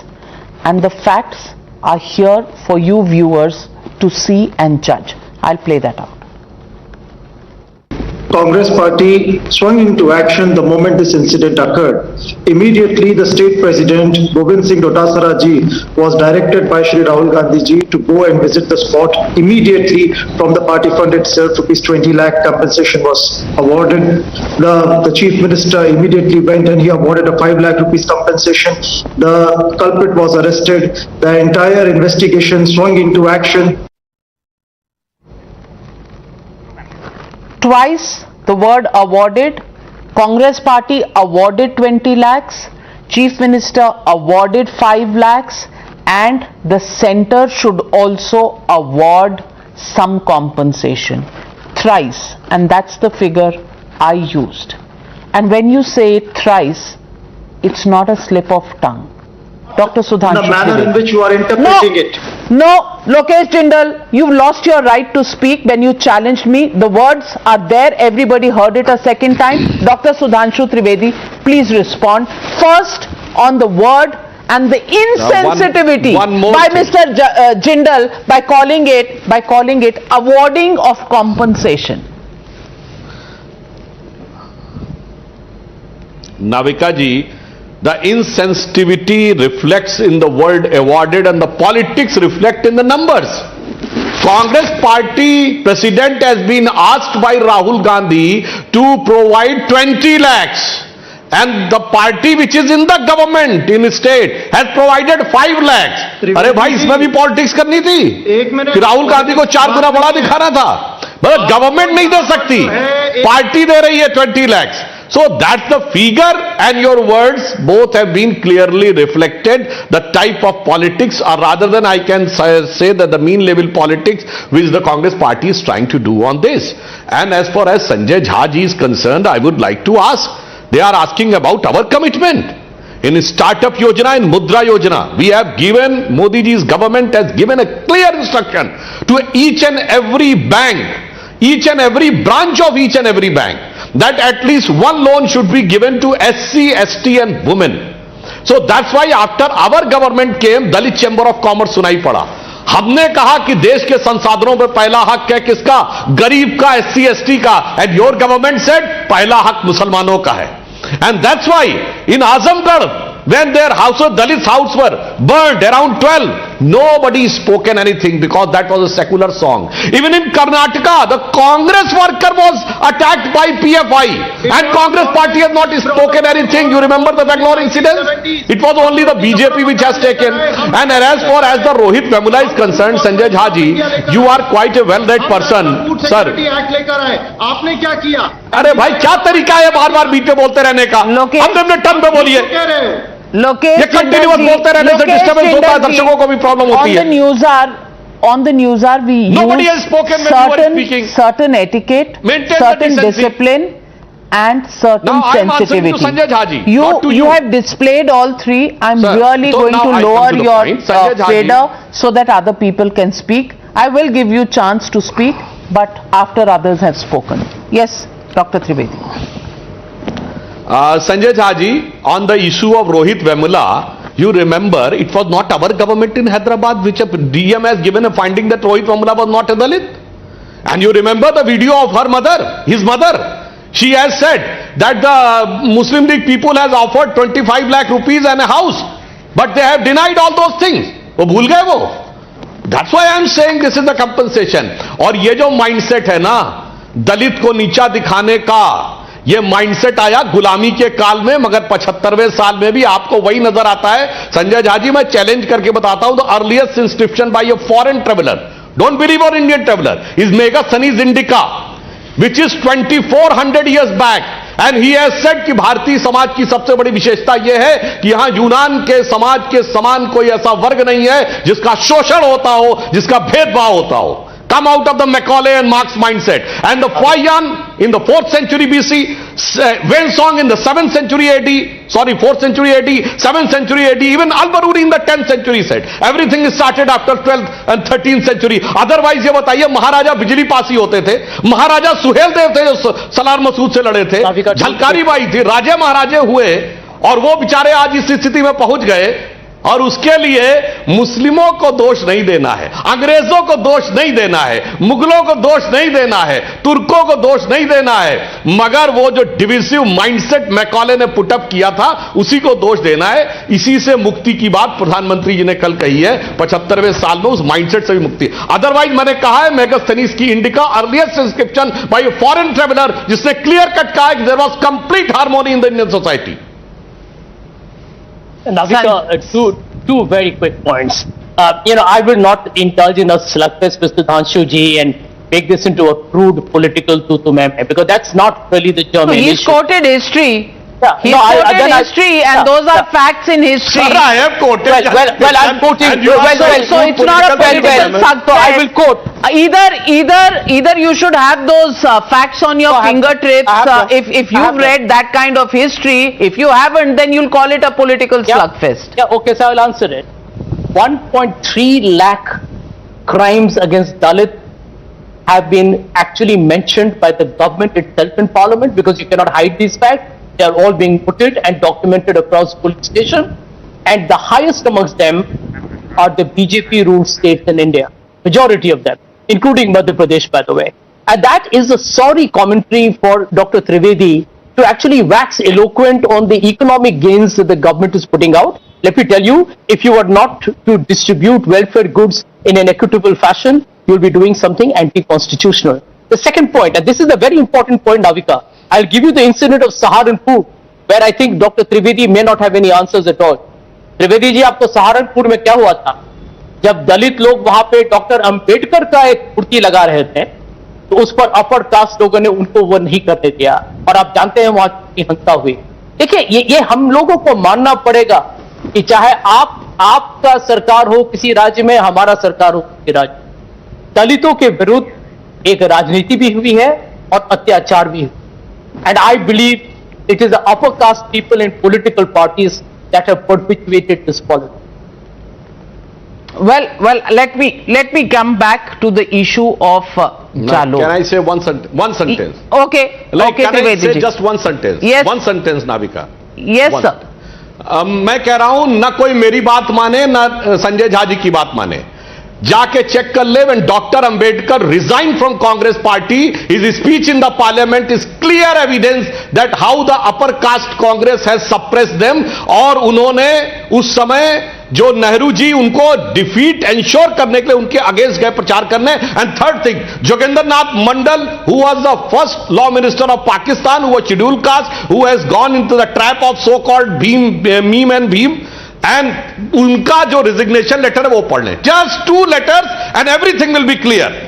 ना मेरी बात मानिए ना Sanjay Jha ji. Well, let me bring the debate back to the issue in Rajasthan, and I want to ask Mr. Ishkaran Bhandari before I get in Ratan Sharda ji. Ishkaran Bhandari, purely on the issue of law. This incident is reported to have taken place on the 20th of July. 20th of July, and this 9-year-old child passed away on the 14th of August. 35 days, or rather 25 days. I want to ask you, 25 days, nothing happened. No FIR was registered. What does the law say on this? Doesn't the law say that if there is a caste-based atrocity, then there should be an FIR, and it is covered by the SC/ST Act? I want to ask you, what was the Rajasthan police doing? They were trying to hush up the matter. They were trying to give 1.5 lakhs to the family and ask them to keep quiet and hush up the whole thing. I want to ask you, has there been any action taken by the government of Rajasthan against this, against anybody in the police? And then 25 days later, when an FIR is filed, the Congress says it is the messiah of the downtrodden and the vulnerable? Navika ji, thanks to you and certain honest people that even after 20 days this debate is being raised, because you see it started by talking about the hypocrisy of Congress. I don't want to talk about it.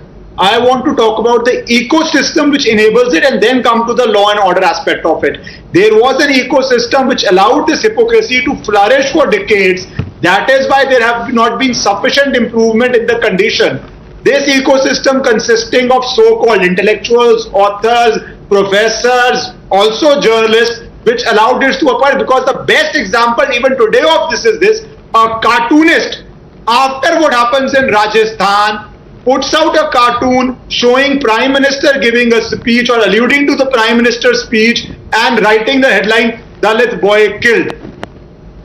Rajasthan, a state where law and order, of course, everybody knows is a state subject, where education at that level is controlled by the state government, the private schools are regulated by the state, and also the health aspect, where after a crime like this happens, a person has to go to a model they hate, Gujarat model, for getting proper care and hospitalization. So from law and order to education to health care, all are under the dock in this case. And now let's come to the facts of this case. You are talking 25 days. I am reading a recent article where the police says we can find no caste angle, and the SC panel, that is the state's SC panel, ruled or controlled by Congress, says that it objects to this line and wants action on the police. So what is happening in the state of Rajasthan, where 25 days down the line, the police is still not sure of what exactly happened, whether caste angle is there or not there. On the other side, you see Congress MLA resigning, the Scheduled Caste Commission's chairperson putting the police in the dock. This is all happening, and this was all covered by the ecosystem, jiski cowardice is the cowardice is only exceeded by their chatukarita, and chatukarita is only exceeded by their besharmi, else this would have never happened. Well, Lokesh Jindal, and in the middle of all this, Mr. Gehlot is on a 3-day visit to Gujarat for Manthan. First of all, I'll answer my dear friend Mr. Bhandari. The police has conducted the investigation, and while all the school teachers and students they were interrogated. The school teachers, many of them who were belonging to the Dalit caste, they refused to second the claim that this entire violence occurred on the caste aspect. Wait, let me complete. Please do not interject, sir. Please. I am not denying the claim. I am not giving a denial. Whatever has happened is very, very unfortunate. I mean, it is terrible to even think about. But what I am saying is, let the police do its investigation. We all stand by the family. And the issue is not political. It is about the caste-based stigma that prevails in the society that needs to be eliminated on all fronts, whether it is social, economic, or whatever. Now, another aspect that you were talking about is that what Congress party has been doing. So let me tell you, the moment this entire incident occurred, right from Mr. Gehlot, Mr. Pilot, Gobind Singh Dotasaraji, all of them, they are very much sincere that the maximum amount of support must be rendered to the family and the culprit must be punished and the trial, the justice must be as speedy as possible. What else do you expect the government to do? Let me answer. What else can you do? Absolutely. Maybe you could have, thought of this even for Yogi Adityanath and given him a script for that during Hathras. But Ratan Sharda ji, 1 minute, gentlemen. Ratan Sharda ji, these are the words that were uttered yesterday, 15th of August, 2022. These kind of incidents happen in every state. If you watch TV or read the newspapers, you know what these incidents happen everywhere. We strongly condemn this, be it in our state or any other state. Whether it is the incident of Udaipur or Jalore, we have taken decisions that are convincing to the public. The BJP should make it an issue being in opposition. However, our government has taken action and arrested the teacher. What more can be done? The whole state and country is watching. Mr. Ashok Gehlot. So awarding of 20 lakh and 5 lakh of compensation कुछ खास हुआ नहीं, सब जगह होता है और मैं जा रहा हूं गुजरात और ये सवाल तो किसी ने पूछा ही नहीं कि मतलूब अहमद जो अप्रैल से गायब हैं वो हैं कहां, लॉ एंड ऑर्डर का क्या सिचुएशन है. पर as doctor Sudhanshu Trivedi said, सब लोग बिजी थे ना, ईडी के खिलाफ मोर्चे निकालने थे. रतन Sharda, is this something that we can condone as a country after 75 years of our independence? First of all, Navika, let me be very frank that we owe up the atrocities of Dalits as a society. And there is no excuse. When such things happen, I don't want anybody to say, but I don't want anybody to say, what about? I don't want to people comparing one state to the other. Every incident, whether it happens in BJP state or Congress state or anywhere, it is a shame. But the point is, how do you treat it? The same Congress which went gaga over the Hathras, which shook up the entire media world, entire world by Mr. Rahul Gandhi making all the stunts there, today says, politicize mat kariye please. ये तो political है ही नहीं. आप वहाँ क्यों जाना चाहते हैं? Rahul Gandhi ji rings up from Delhi with great necessities. Says 20 lakh उनको जी भेंट कर दो. My dear friend, Rahul Gandhi's own Raj state, he can go directly without any disturbance from the local police. He doesn't go there, but he goes to UP all the way. Otherwise, I would not even touch the issue of atrocity tourism, tragedy tourism, and look at the dialogues. Politicize mat karo. ये तो caste का issue है. Then Gehlot ji said about Muslim violence, सरतन से जुदा. He said Modi ji को आके solve करना चाहिए लॉ एंड ऑर्डर सिचुएशन. आप वहां चीफ मिनिस्टर क्यों बैठे हैं? Are you there to do morcha in Delhi, morcha in Gujarat? What is your duty? You said कि ऐसा सब जगह होता रहता है. And we keep on saying Congress दलितों का काम करती है. सुधांशु जी ने बताया, doctor Ambedkar was not once but twice defeated with joint effort of Congress. He was never allowed to become a national leader. His party in Maharashtra was never allowed to prosper. So don't please teach us who is supporting Dalits, who is doing something for Dalit. Highest number of SC/ST MLAs, MPs, including the president, came from BJP. They didn't come from Congress. Congress role has been to utilize the Dalit vote bank, caste vote banks. That is what is lost because all the caste vote banks have been hijacked by the casteist parties, and you have done nothing to show. Now coming to the main law and order, I will not compare any state with anybody.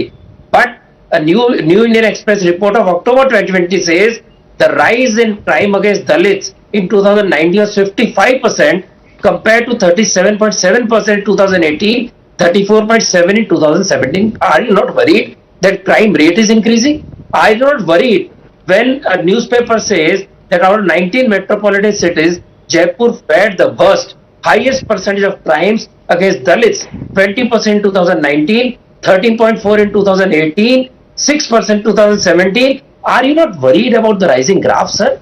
Are you not? No. You will keep on arguing. His argument is Sanjay Jha. That's what Lokesh Jindal said. He said कि हम तो number 3 पे हैं. UP पहले है, बिहार पहले है, राजस्थान तो number 3 पे है. Are these number any consolations to anybody? And last point, Navika, Mr. Sanjay Jha doesn't have history on his fingers. He says Sudhanshu ji does gobbledygook on history. Has he ever counted his effects? Can we not have a serious debate trying to demean somebody who quotes history? Mr. Jha, that doesn't behoove you. As a very इतिहास के बारे में बात कर रहे हैं. You should not be ridiculing somebody when you don't have answer to your arguments. Politician in the Congress. Stick to your arguments. Condemn whatever you want to condemn. Take your government to task. Take everybody to task. But don't try to play around with the words. Try to again do whataboutery without doing it apparently. Absolutely. That is not how you should behave. Absolutely. And in the middle of all of this, I want to ask those who are in queue for being the prime ministerial face for 2024. Well, all of them had an issue about Hathras. Mamata Banerjee, KCR, Akhilesh Yadav, Rahul Gandhi. Dr. Sudhanshu Trivedi, where are they today? Jalore doesn't shake their constitution or their conscience? Or is it not a BJP ruled state and therefore no need for any politics for Rajasthan? Dr. Trivedi? I would like to respond to Dr. Sharda. What I want to say that this... Go on, Dr. Trivedi, I'm out of time. Can I complete my submission? Yes, please. Just I will say in brief, then Mr. Sanjay Jha can respond whatever he wants, and I can also respond whenever he will try to. I just want to say that the issue of the deprivation of the Dalits and this type of mindset is to be dealt with in a very proper footing, cutting across the political spectrum. But unfortunately, when the sheer politics has been done, that's why in the last several decades the thing has not come to the normal. And as far as the Congress party is concerned, I have given several examples. Still, again, I am emphasizing what happened to in Alwar. Harish Jatav was killed. Another Jatav boy was killed. Why was the action not taken? Because some obvious reasons. Because the first right is there for someone else. Again, I would like to remind, you are talking about that, sir. In Kashmir, Dalits were not having reservation. For obvious reasons. They have started getting reservation after August 2019. In Aligarh Muslim University, the only national university, Dalit reservation finished. In Jamia Millia Islamia, Dalit reservation finished. Only it started after our government came. And they are talking about the champions of things. And Sanjay Jha, the shame on caste. Sir, because of Article 370, Jammu Kashmir में सफाई कर्मचारी का बेटा सफाई कर्मचारी ही होगा. 1947 से 2019 तक it was your government which has put up these type of constitutional provision in the independent India कि by birth चाहे वो PhD कर लेगा तब भी वो सफाई कर्मचारी रहेगा. इसलिए मैं कह रहा हूं whether it is the Dalit atrocities in Rajasthan or anywhere or the consistent approach of you in the last 75 years, people of India can decide कि शर्म किसको आनी चाहिए. Well, we leave it at that. Can Dalits and scheduled castes and tribes just be vote banks for political parties? I think it's time we took this issue head on and stopped politics on it. And clearly, the Congress needs to do some soul searching and other opposition parties. Just because it's a Congress ruled state doesn't make it a lesser important incident for seeking justice. We leave it at that. Thanking my panelists. On the other side, Karnataka goes to poll next year and an extremely polarizing issue has gripped at least 4 cities in the state. Picturization of Savarkar's life during yesterday's Independence Day celebrations triggered clashes from Shivamogga to Chikmagaluru to Tumkur and Mangaluru. But things came to a head in Shivamogga where Muslim groups objected to the display of Savarkar's posters and replaced them with the banners and posters of Tipu Sultan. The incident led to clashes in which one man was stabbed. The ruling BJP has accused the STPI worker for instigating the violence. Incidentally, his wife is linked to the Congress. That has armed the BJP to point in Congress's direction for this bloodied controversy. The state, on the other hand, faces charges of using such polarizing issues to consolidate votes ahead of next year's elections. So who is keeping Karnataka on the edge? I'm going across straight to the debate, and I want to ask this question to Ratan Shardaji. Ratan Shardaji, Savarkar anathema that comes to the Congress party and others who have grown up on the anti-Savarkar platform. Today, what we've seen in Karnataka, is that really a result of polarization ahead of elections? Who do you blame? Navika, it's very sad that Congress has continuously played the pro-Muslim anti-Hindu card and created a Hindu-hate environment in Karnataka when these things started. Has it owned up? No. Today, what does he say, Mr. Siddaramaiah?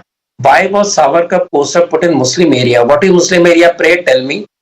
Is India or India secular state has different Pakistans within its own territory? Every district has a Pakistan its own territory. How can you use the word that Savarkar was displayed in Muslim areas? And this is not the first time. This is deliberately this word has been used by Congress and other secular parties time and again. And what did Savarkar say, just to quote him? He said, Hindu Rashtra, every community, every religious person will have same rights. There will be no privileges. All of them follow the same constitution. How does it affect any Muslim in a bad way? Now coming to the other issue, this veto power of certain community leaders on the society, what will be displayed, what will be said, has been in place since 1921, since Mopla. That Mopla brings me to the issue why Tipu has been lionized as a hero with every kind of possibility, Titujante and all. What is Tipu's qualification? Can I ask anybody? Tipu's regime in 17 years was responsible for stopping of Diwali in Iyengar's homes in Melekot, where 800 people are butchered on Narak Chaturdashi. In Malabar riots, 8,000 temples are razed, only 2 were left. 30,000 Bibles are butchered as per Tipu's own word, and then Christian and Hindu people were tied to elephant legs and torn to pieces. Those Christians who refused to change were hanged. You want me to... Syed Aslam Pasha of the JDS is raising his hand, contradicting you, Ratan Shardaji. Syed Aslam Pasha, is anything that Dr. Ratan Sharda has said, is anything away from factual position that he is quoting? To take war on India. So absolutely, he's factually incorrect. He's factually incorrect. I just want to say that we unequivocally condemn any form of violence. Sir, now can I speak now? Thank you, sir. Ratan Shardaji, thank you so much. Navika, I just want to tell you, we unequivocally condemn any form of violence. Right? Having said that, it is the BJP government on the last 4 years, they have failed to maintain the law and order in the state. Karnataka has been a peaceful state. Karnataka is known for peace and brotherhood. For the last 1.5–2 years, we have seen the entire state on boil. We have seen what happened in February 20, where Harsha was killed in Shivamogga. We have seen what happened in Mangaluru, where 3 people were killed. right? Whether it is Masood, Praveen or Fazil, all of these people, it is the failure of law and order. And let me tell you very frankly, Navika, okay, failure of law and order, and I will ask Mr. Sameer Kagalkar to answer that question, but I want to ask you straightforward, straightforward question, Saeed Aslam Pasha. I only want to ask you, is it banned to put out a poster of Savarkar in Karnataka? Is it banned? Yes or no? Absolutely not. So the debate is over. Not. In the similar way, I want to answer Ratan Sharda ji. Sir, Tipu Sultan has attained the martyrdom fighting against the British. Tipu Sultan has attained the martyrdom fighting against the British. He should know that. No, forget that. Is it wrong to put out a poster of Savarkar in Karnataka? Why should we forget? Is it against the constitution? Is it against the law? You know, Sameer Kagalkar, I want to ask Absolutely you. It is not. I want to ask you, why is Mr. Saeed Aslam Pasha of the JDS on the defensive? Why is the Congress, calling this as provocation? And why are questions being raised about the BJP's handling of the law and order situation? I want to ask you, sir, ahead of the elections, is the formula of polarization your only formula for Karnataka's elections? Thanks, Sarika, for having me on the show. But I take very strong objection to the fact that you're asking, is the polarization the strategy for Karnataka election? And that definitely never was, either will be a policy of the party. If anything, the Prime Minister has been repeatedly making statements about Sabka Saath, Sabka Vikas. He's been taking people across communities with the party, with the nation. The women, the Muslim women of UP have been predominantly, overwhelmingly voting for the BJP. There is no way that we would want any community, any individual to be left untouched by the nationalistic power. So that being the case, polarization, if anything, becomes a strategy for the Congress. Congress has nothing to offer. It has a leadership that has failed. A person from Amethi has to run all the way up to Wayanad. So why? All the way from Amethi to Wayanad. I mean, if this is the kind of a leadership, and you have a Siddaramaiah who is here taking away the cases, removing the cases against SDPI and PFI, and you have a DK Shivkumar who's calling them their brothers and they can do anything and everything in the world. They didn't have a word of concern for their own parties, Dalit MLAs how being So Lokesh Jindal, I want to ask you, can you justify the statement made by former Chief Minister of Karnataka, Mr. Siddaramaiah, the senior tall leader who at this moment is Mr. Rahul Gandhi's choice for being the chief ministerial face, or so it seemed after his birthday celebration rallies. When he says, why are you putting up Savarkar pictures in Muslim areas? I want to ask you, Mr. Jindal, are we going to now make different areas, this 2 square kilometers is Hindu area, that 2 square kilometers is Christian area, another 2 square kilometers will be Muslim areas? Is that how we are going to earmark places in different states? Navika, I saw the poster whereby Savarkar was placed next to Answer the question on Mr. Siddaramaiah's statement first and then. Mr. Siddaramaiah was absolutely right. Now when you're talking about Savarkar, when he was arrested, the first clemency he issued in 1911. After that, he went on for the second clemency in 1913. He begged for another clemency in 1917. So in Muslim areas, even if I were to agree that what you are saying about Savarkar is right, which I don't, I want to ask you, does that justify questioning why Savarkar's poster is being put up in a Muslim area? Ratan Sharda, has Mr. Lokesh Jindal lost all sense of logic? Didn't ask for clemency, but here we have Dr. V.D. Savarkar, who had begged for clemency not once, twice, but 4 times. Can I speak now, Mr. Jindal? When Sir, please let me complete, sir. Please do not interrupt. No, I'm running short of time. Lokesh Jindal, please allow Ratan Sharda to rebut you. Ratan Sharda. Since he has opened the issue of clemency, does he know how many revolutionists came out with clemency? Because that is the norm. And does he know that Mr. Nehru was within a day so scared of the jail in Nabha that his father had to put an apology and take him out of the jail? Was it better than what everybody else did? Savarkar spent 11 days in Kalapani. Has anybody dared to do that? Has anybody done it? So do not bring this topic up. Question is whether Savarkar is acceptable as a national hero or not. For us he is. All you read his books before putting fingers, and I will tell you, your Jairam Ramesh, today Savarkar is two nation theory. What does Sir Syed Ahmad Khan? So Congress wants to excuse Sir Syed Ahmad Khan from two nation theory and put the blame on Savarkar. That is your history. That is the way you defame people. Well, I want to leave you viewers with only one question. Those who say that free speech is dead in the Modi era, what will they say about Mr. Siddaramaiah, who says that you can't put up a poster of Veer Savarkar in a Muslim area? Is that our definition of a free India? And that too described by a tall Congress leader? Is that acceptable? It's a question the Congress will need to introspect on. Thank you very much, gentlemen, for joining me on the Newshour.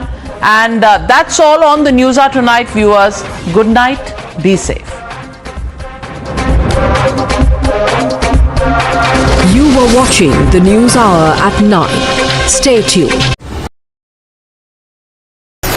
For decision makers, for the opinionated, for the unsure, for dinner time debaters, from metro stations to living rooms. We present the facts and help India make a judgment. From stories that shake the nation to opinions that shape them. I delve deep into the biggest news of the day and uncover every fact, every source, and every statement through debate and discussion. Get a 360-degree perspective on every story and get a conclusive closure. Join me, Navika Kumar, on the Newshour at 9, only on Times Now. To commemorate 75 years of Indian independence, PM Modi launched Har Ghar Tiranga campaign. And yes, the campaign is exactly what it sounds like. Under this, the centre aims to see the tricolour hoisted atop more than 20 crore houses across the country. The aim of the campaign is to motivate each and every citizen of the country to bring the Tiranga home and to hoist it to mark Azadi Ka Amrit Mahotsav. Now, in order to make sure that Tiranga is within the reach of each and every citizen of this country, the centre had to make some amendments in the Flag Code 2002. Questioning the amendments, the Congress slammed the BJP and said that the amendments in the Flag Code were specially made to favour China. Later, Congress further alleged that centre is now trying to sell the national flag. But before we delve deeper into this, let's first have a look at the original Flag Code and the amendments made to it.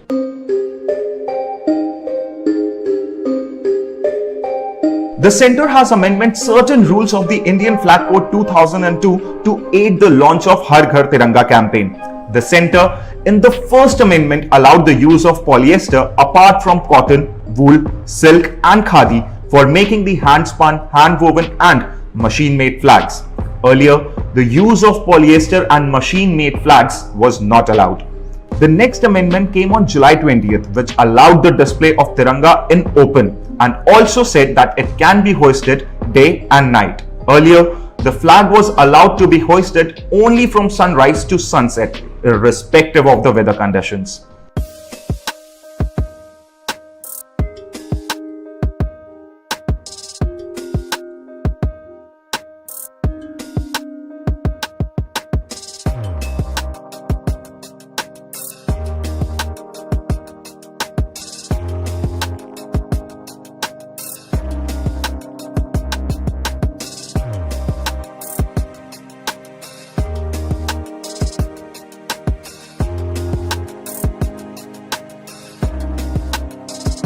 The amendment made... You're watching the Newshour at 9.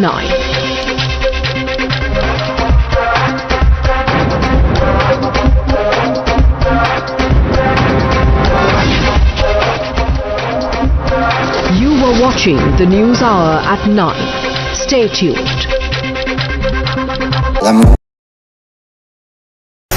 For decision makers, for the opinionated, for the unsure, for dinner time debaters, from metro stations to living rooms. We present the facts and help India make a judgment. From stories that shake the nation to opinions that shape them. I delve deep into the biggest news of the day and uncover every fact, every source, and every statement through debate and discussion. Get a 360-degree perspective on every story and get a conclusive closure. Join me, Navika Kumar, on the News Hour at 9, only on Times Now. To commemorate 75 years of Indian independence, PM Modi launched Har Ghar Tiranga campaign. And yes, the campaign is exactly what it sounds like. Under this, the centre aims to see the tricolour hoisted atop more than 20 crore houses across the country. The aim of the campaign is to motivate each and every citizen of the country to bring the Tiranga home and to hoist it to mark Azadi Ka Amrit Mahotsav.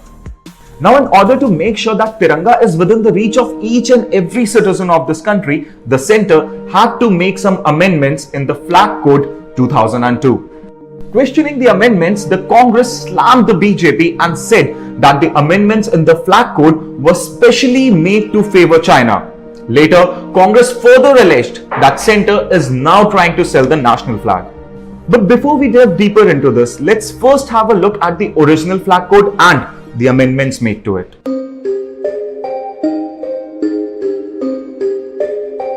The centre has amended certain rules of the Indian Flag Code 2002 to aid the launch of Har Ghar Tiranga campaign.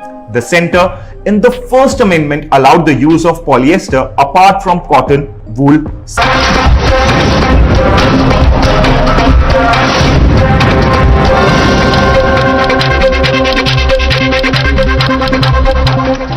Good evening and welcome. You are watching the News Hour Agenda, India's most loved primetime show at 10. I'm Padmaja Joshi.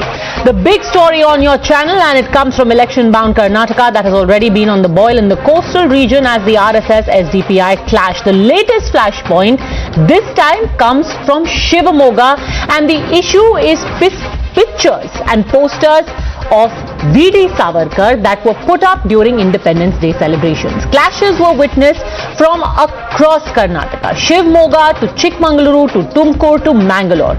A fight between Savarkar and Tipu Sultan. In Tumkuru and Chikmagaluru, Savarkar's posters that were put up as part of Independence Day celebrations were torn. In Mangalore, the SDPI opposed a play that was being performed by school children on the life and times of Savarkar. But things came to a head in Shivamogga, where Muslim groups objected to the display of Savarkar's posters and replaced them with banners of Tipu Sultan. This incident led to clashes between the two groups, in which one man was stabbed.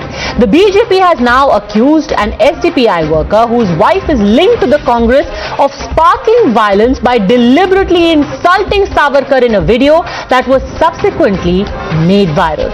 The man that you will see on your screen right now is Muhammad Sharif, a man who is allegedly responsible for starting the entire brawl over Savarkar. A member of the SDPI, he is also the husband of Congress corporator Mehak Bano. He forced and threatened the event organizers to take down posters of Savarkar and instead replace it with that of Tipu Sultan. First, listen in to the entire sequence of what unfolded just before the violence in Shivamogga started.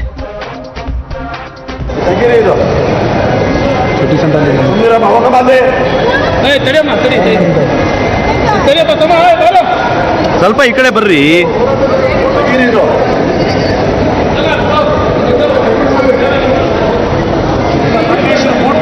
Photo ಹಾಕ್ತೀರಾ ನೀವು?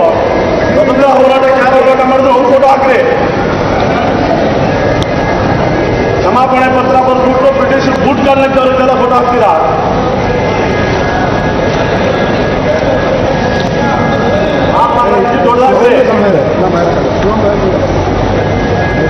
Now, soon off to the star-rated by Sharif against Savarkar. Two sides clashed, leaving 20-year-old Prem Singh with grievous injuries. He was stabbed in the incident while trying to flee. Police have now arrested 4 men named Zabiullah, Tanveer, Nadeem and Abdul Rahman. One of the attackers, Nadeem, has also earlier been involved in the 2016 communal riots where he had allegedly hurled slippers at a Ganesh procession in Shivmoga. So who is keeping Karnataka on edge? With the name of a past riot accused surfacing and his Congress links and the recent spate of attacks on workers of the BJP and RSS in different parts of the state, both the Congress and BJP are now eyeball to eyeball accusing each other of trying to foment violence in an already volatile state. They are in A circle, and after that there was an incident of stabbing in which one Prem Singh, he received a stabbing injuries. His condition is stable and he is undergoing treatment, and in this respect some 4 persons they have been already arrested. So right now 144 section CRPC that is in force in Shimoga and Bhadravati town, and it is for 3 days, and we have put some restriction on the pillion riders also. We are taking them into police custody and then we will question them, and then we will try to find out who are having direct or indirect support to these people, or whether they are having any.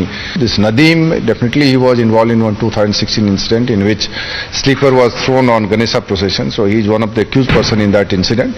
But right now we cannot say anything conclusively. Only after like a thorough interrogation of these people we can say anything. भाग रहे थे घर पे, उसमें 20 minute पकड़ लिया, उसको टीका वगैरह सब लगाया था, उसको मालूम है ये हिंदू है करको, उसको पकड़ लिया है। पकड़ने के बाद उसको चाकू मारा है, पेट में चाकू मारा है। पेट अभी उसको हालत बहुत नाजुक है, अभी ऐसा नहीं है, क्योंकि 10-15 दिन का डॉक्टर बोला है। Now, both parties are accusing each other, the Congress and the BJP, of trying to put Karnataka on the boil. But the real question is the Congress today deciding to side with Tipu Sultan instead of Savarkar? Is Savarkar but an excuse to try and further polarize and communalize an election-bound state? See, if anyone has taken the law into the hands, I appeal to the government, demand the government to take action. I don't want any Congress or any other political party leader to take their law into their hands. We want the law to be protected. We want peace in Karnataka. The peace has been disturbed. You please take action if anyone has done. But only just siding to cover your face. You don't try to finger out at the congressman. No congressmen in the state have been asked. We will not allow, we will not permit. Ours has been a history full of sacrifices and commitment towards the peace of this nation. SDPI ಕಾರ್ಯಕರ್ತ ಅವನ ಹೆಂಡತಿ Congress corporator ನಿನ್ನೆ ಬಹಳ ರಾಜಾರೋಷವಾಗಿ ಮಾತಾಡಿ ಸ್ವಾತಂತ್ರ್ಯ ಹೋರಾಟಗಾರನ ಬಗ್ಗೆ ಮಾತಾಡಿ ಅದನ್ನು ಬಿಡುಗಡೆ ಮಾಡಿದಾನಂತ. ಇದು ಬಹಳ ಜನರ ಮನಸ್ಸಿನಲ್ಲಿ ನೋವುಂಟು ಮಾಡಿದೆ.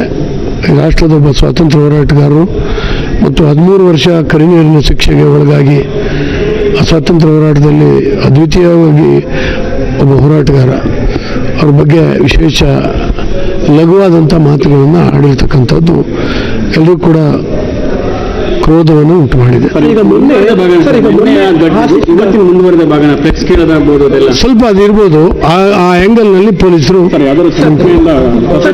You're watching the News Hour at 10, debate number 1 on Times Now, Super Prime Time.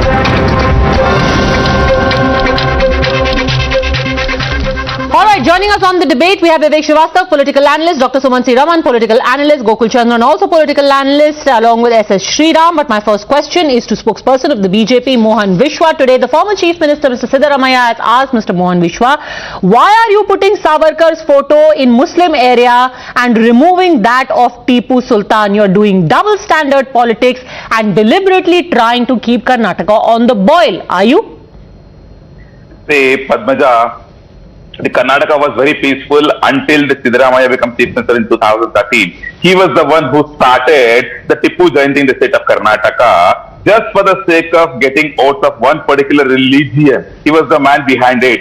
when everybody was opposed. Come on, High Court itself has clearly said in one of the cases that Tipu was never a freedom fighter. Why do you want to do such celebration in 2016? High Court has asked when the Siddaramaiah government was there in the state of Karnataka. Just to appease one particular religion, Siddaramaiah started doing it. Post that, look at the kind of event that has happened just to appease that particular religion, what they're doing. So in their regime, there were 36 murders of Hindu Karyakartas. Okay, I cannot say that, in our regime, everything is controlled, but definitely we have brought things under control. Okay, some cases like Harsha case also, it went to NIA, and recent Praveen Nettaru case also, it went to NIA, and also 2016, one case there I want to give specific reference so that people should understand the seriousness of NIA, where there was one murder in Siddaramaiah's regime in Shivaji Nagar. Mr. Rudresh has been murdered by same SDPF and TFI Gundas. In that case, when it went to NIA, till now it has been 6 years, not even a single person have got the bail. Okay, so this is the kind of investigation NIA is doing, and this is the kind of justice we are giving in the state of Karnataka. But being in a responsible opposition party, what Congress is doing, take an example of KJL, DJL riots itself, where the same SDPA, PFI goons were involved. The mastermind behind it was ex-mayor Mr. Sampath from Congress. So Congress never took any action against him. What is your point? The same goons attacked their own MLAs. Answer the question that Mr. Siddaramaiah is asking. Why are you going around putting Savarkar pictures everywhere? Has suddenly VD Savarkar become a hero for the BJP in Karnataka ahead of elections?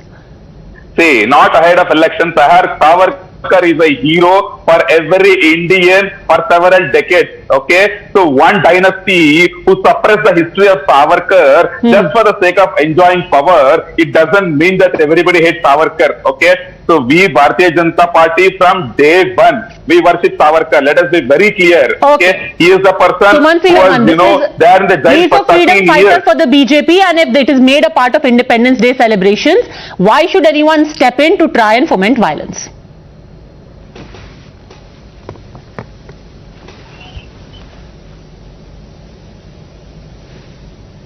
I think, Dr. Sumanthi Raman, I think you muted yourself. Right, we seem to be having some problem. Vivek Srivastava, you can take that question. If a freedom fighter is part of Independence Day celebrations, why does anyone have a problem? Right. Right. See, first of all, violence is bad. Stabbing someone, trying to attack someone, kill someone, whatever be somebody's belief, it is not justified. We are a civilized society, and the rule of the law and the constitution should be supreme, number one. However, on the other hand, I do not know why BJP is so much in love with Savarkar. Savarkar supported the two-nation theory, a great friend of Jinnah. In fact, convinced him that the Hindus and Muslims have such strong cultural differences that they cannot live together. He is known as the Maafinama Savarkar. While Bhagat Singh decided to get himself hanged, and decided to give his life, and so did Chandrasekhar Azad, and so did Subhash Chandra Bose when they were fighting the British. So you think it is better for Tipu Sultan to be there in Independence Day celebrations as opposed to a Savarkar? A salary? Actually, no. Actually, there is no comparison. They are two different individuals, and they have no relationship with each other. But that is what the Congress has done. The Congress and other parties have gone and removed Savarkar posters and replaced it with Tipu Sultan. Right. What place does Tipu Sultan have in our Independence Day celebrations? No. Come on, we was nowhere there when the first freedom fight struggle was done in 1857. Savarkar was, he was taking money from the British. Savarkar was taking money from the British. Show me, give me an example. Don't shoot the blood in the air. Killing Indians. First of all, you have made an unfounded allegation, but you would much rather have somebody who killed Indians as opposed to somebody who fought for India's freedom. Vivek Srivastava. That person is an icon for you. I am not comparing Tipu Sultan with Savarkar at all. No, absolutely. They are two different individuals. And why are you comparing? I don't understand. Because Mr. Siddaramaiah is saying that in Muslim areas, the BJP should not replace Tipu Sultan with Savarkar. His whole idea is that Muslims will get provoked because in Muslim areas, you are putting up Savarkar pictures. Yeah. I think he should extend his statement by saying that Savarkar's poster should not be put even in Hindu areas because he was not patriotic, he was not against the British, he was not a freedom fighter, He was a stooge of the British, so it hurts the sentiments of Hindus like me. Right. So, it hurts the sentiments of Hindus like you, but how did a Hindu get stabbed? I extend this. Yes. Mohan Vishwa. Might hurt. Yeah. So it is not a question of Hindu versus Muslim. It is a question of Indians. Right. Indians get hurt when you are putting posters of people who did not have any contribution in the freedom struggle. Mohan Vishwa. Come on. And there is no he was the guy who was there in Kalapani for 13 years. Have you seen the picture of Jawaharlal Nehru being in the jail and the picture of Savarkar being in the jail? Have you ever seen Jawaharlal Nehru wearing coffins in his hand? Have you seen ever picture of Jawaharlal Nehru wearing that? Jawaharlal Nehru spent more than 16 years in jail. Do you know this? You know, somehow, just a second, somehow, it seems really strange. It seems really strange, Gokul Chandran, that putting up a poster of Savarkar is hurtful to Hindus, according to Vivek Srivastav. Yet there is only one person who has actually been hurt, and it's a man who is a Hindu himself. How is that? How is Prem Singh ending up getting stabbed when Savarkar is hurting Hindus? Yeah, Padmaja, I'll answer in two parts. First of all, we are discussing about Tipu Sultan and the question you asked to Vivek.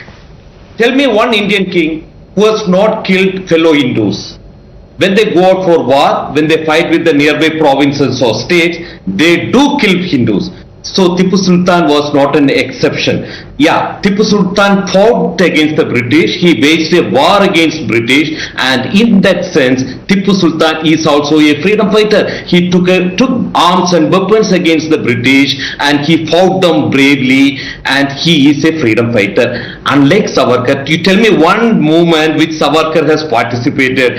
He went to jail. He was in Kalapani for his terror activities in UK. Not in Indian soil. He did some terror activities there, and he was trying to run to the Congress, Paris. Tipu Sultan is a bigger revolutionary and freedom fighter and an icon than Savarkar. V.D. Savarkar, Tipu Sultan. Tipu Sultan is superior and acceptable and a national icon. Of course, yes. The next question regarding the Shivamogga incident. I will complete. Shivamogga incident. See, there was a communal violence. Whatever wait. Muhammad We will Sharif. listen to analysis in a bit, but let's take S.S. Sriram's opinion on this. So it's but natural. If an icon's poster is replaced with that of what Gokul Chandran calls a traitor, then naturally people will get angry. Naturally, Sharif there is upset. For both Mr. Vivek Srivatsa and Mr. Gokul Chandran, I would like to read a letter that was written by none other than Madam Indira Gandhi in the year May 20th, 1980. She has written, Veer Savarkar's daring defiance of the British government has its own importance in the annals of our freedom movement.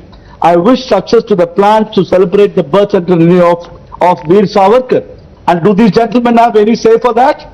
And who needs these two guys a certificate? It's an amazing, most daring freedom fighter of our nation, where these Congress and people like Srivatsa and these people have categorically or systematically hidden the contribution and the sacrifice of Veer Savarkar. And they have a big problem. They have a very big problem. They don't want the Muslim friends to be hurt in any way. What nonsense is this when they say you should not put up a poster in a Muslim area? Tomorrow these guys will come and say, don't go in that Muslim area with a Ganesh Chaturthi, and we have to obey. What sort of a nonsense, hypocritic statement that these two guys are making? Padmaja, give me a chance, Padmaja. Yeah, listen. Mr. Jawaharlal Nehru, Mr. Mahatma Gandhi, they were more Hindu than Savarkar. So it is not about Hindu leader being hated. Who's more Hindu, who's less Hindu? It is a traitor.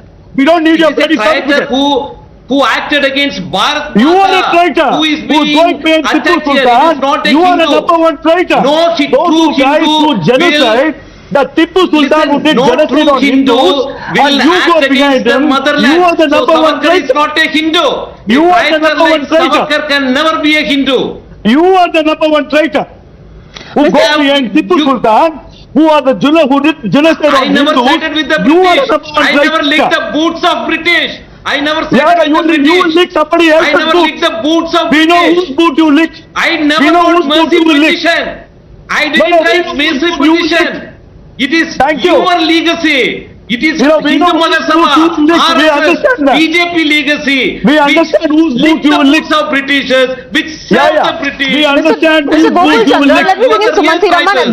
This is flabbergasting that somebody who historically has been proven to have killed Hindus in Mandya, there are entire villages whose ancestors have passed down history word of mouth of Tipu Sultan killing them by the hundreds, burning them alive by locking them in a room. He is being whitewashed and trying to be projected as some kind of freedom fighter by saying, oh, everyone killed at that time. Hindu kings killed, Tipu Sultan killed, that's okay. But Savarkar cannot be put up as a poster anywhere without people getting stabbed. What kind of perverted sense of history is this? Padmaja, it's my turn, right? Yes, go on, Yeah. Mr. Sumanthi Raman. Padmaja, I want to make one very quick point. I'm trying to go through and find a list of freedom fighters, quote unquote, who received pension from the British. And I find that I found one name. That name was Mr. Savarkar, who received 60 rupees as pension. Now it seems extremely bizarre that the British would want to give pension to somebody who is waging war against them. I mean, that's quite bizarre, right? I mean, the Indian government honored our freedom fighters after independence by giving them pensions, right? But we would not have honored, say, General Dyer or somebody or people who were inimical to the Indian cause with pensions, right? So Mr. Savarkar received a pension of rupees 60 up to 1947 is on record. So I don't know what Mr. Sriram is talking about or what the BJP spokesperson is talking about, but the fact remains that he received a pension. Now, the issue is not about whether Mr. Savarkar did this or what Tipu Sultan did. The issue is law and order is a state subject. It is incumbent on the Karnataka government to ensure that law and order is maintained instead of, constantly creating some reason or the other for tension, starting with the hijab issue. Where Just hold on a second. If people come in, attack a man, stab him, tear off a Savarkar poster, how is this created by the Karnataka government? It is this man who, by the way, is the husband of a Congress councillor who is today being looked at as a suspect for starting the entire violence. Another man who has been arrested, who earlier in 2018 had flung a slipper at a Ganesh procession and started riots again in Shivmoga. How is this created by the government? One point. Wait, look. Media report says that the posters were pasted in front of a mosque. Now I am saying legally the right is there for anybody to paste a poster anywhere is an argument. But clearly it was an incident that actually caused tension. Perhaps it was sort of intended to cause some tension so that there could be some incident. Karnataka is going to the polls next year. Because Savarkar poster is in front of a mosque, so that creates tension. More and more for certain parties. Okay, Mohan Vishwas now respond to that. Savarkar poster in front of a mosque was to create tension. If you have Savarkar poster, then only it will create tension. This is what you mean to say. Political parties. This is what you mean to say. If there is a Tipu Sultan poster, it will not create any tension. But if you have a Savarkar poster, it will create tension. That's what you mean to say. 60 rupees. Come on, if you want to talk about 60 rupees, what about why British were in favor of giving prime ministership to Jawaharlal Nehru? You tell me why they were in favor of giving prime ministership only to Jawaharlal Nehru? Is it not a big favor? Is it not a big favor? Then what kind of connection he had with them? Should we not ask that question? British gave, is it? British made him prime minister. British supported, not British gave. British supported. I actually am unable to understand what exactly is your argument, Dr. Sumanthi Raman. Are you saying that Savarkar should not be honored because he was a stooge, or you're saying his posters were put there in front of a mosque to provoke Muslims? Either way, if today one person has been stabbed, you're saying somehow it again circles back to Savarkar. One man has been stabbed and Savarkar is responsible for it. The Karnataka government should maintain law and order. That is the responsibility of the state government. Are you disagreeing with that point also and somehow wanting to blame the opposition? Which is why 4 men have been picked up and soon more will be picked up.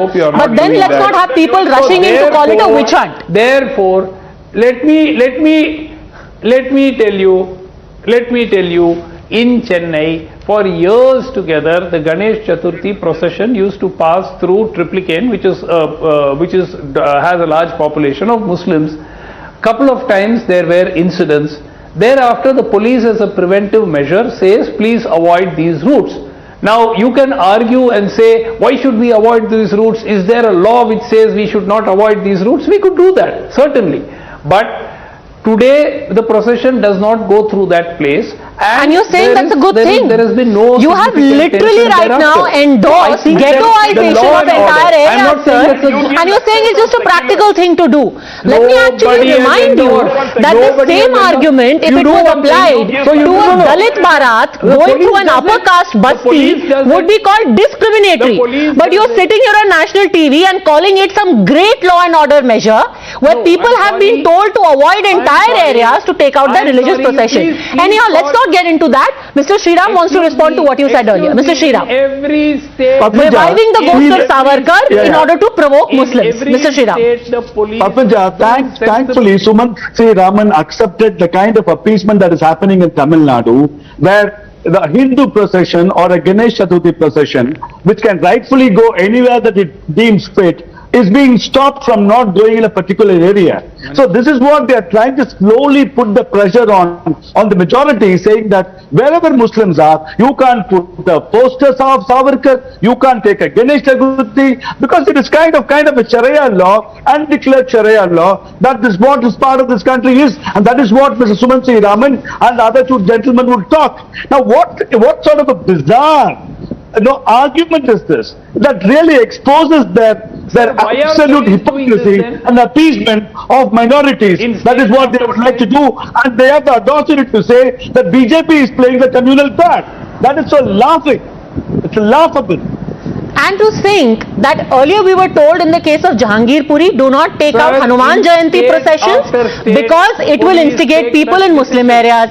Now you're saying don't put Savarkar posters because that will also instigate. Tomorrow you will say that people should not pass through these areas, perhaps that will also be taken as instigation. And this, by the way, sir, if you're forwarding this theory, imagine how dangerous it will be for every community that in a Hindu majority country, will minorities be asked to stay away from those areas as well? This is ghettoization. The moot point of this entire issue is that if there is a stabbing that has happened, instead of trying to look for excuses to justify violence, people who are trying to provoke, incite, whoever they may be, should be identified and put behind bars. 4 arrests have been made. More hopefully will soon happen. Thanks very much all gentlemen for joining me.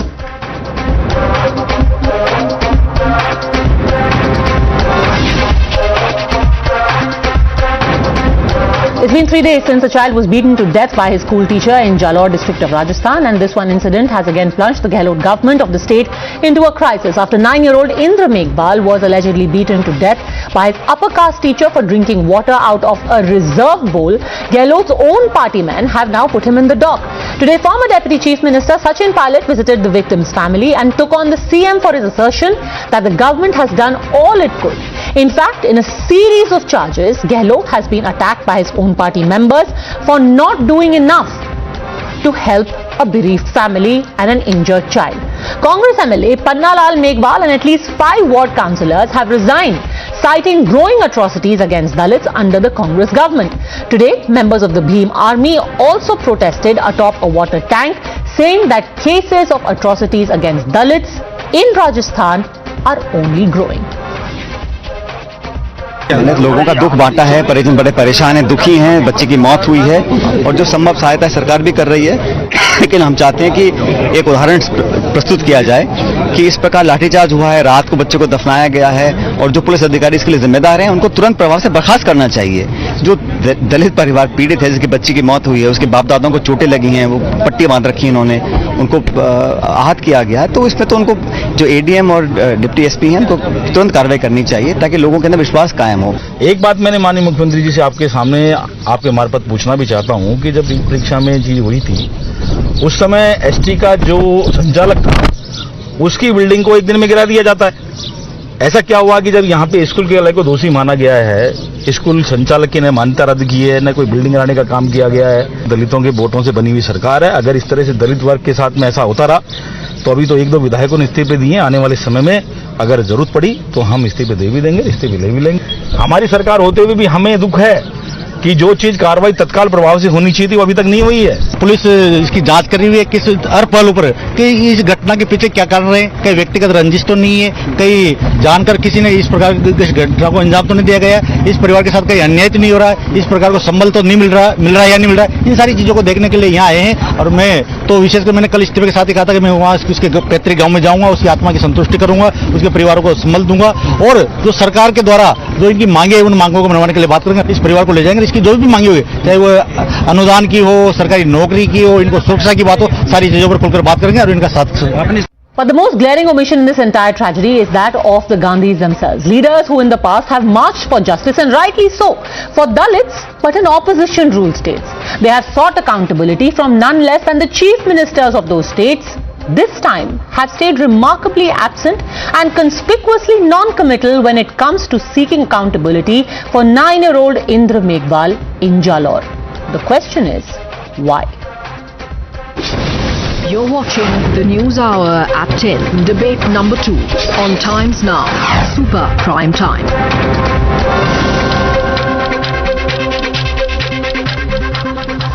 Political strategist George Kurian joins us along with Gokul Chandran, political analyst continuing with us, leader of the Congress Kamar Zaman Chaudhary, Lakshmikant Bhardwaj, spokesperson of the BJP in Rajasthan, to whom I want to ask the first question. Teacher का arrest हो गया है, लक्ष्मीकांत भारद्वाज जी, अब क्या चाहिए?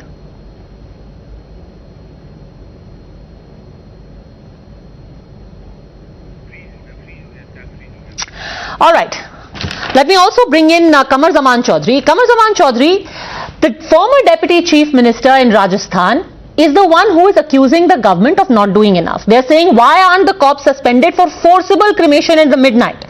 Cops not suspended for lathi charging victim's family, even FIR was filed late. Has Indra Meghwal been let down? Well, yeah. Nobody is letting down anybody. Padmaja, let me just say, first and foremost, you must understand that this is a societal issue. Whatever happened is very unfortunate and must be condemned in the strongest of the possible words that is possible.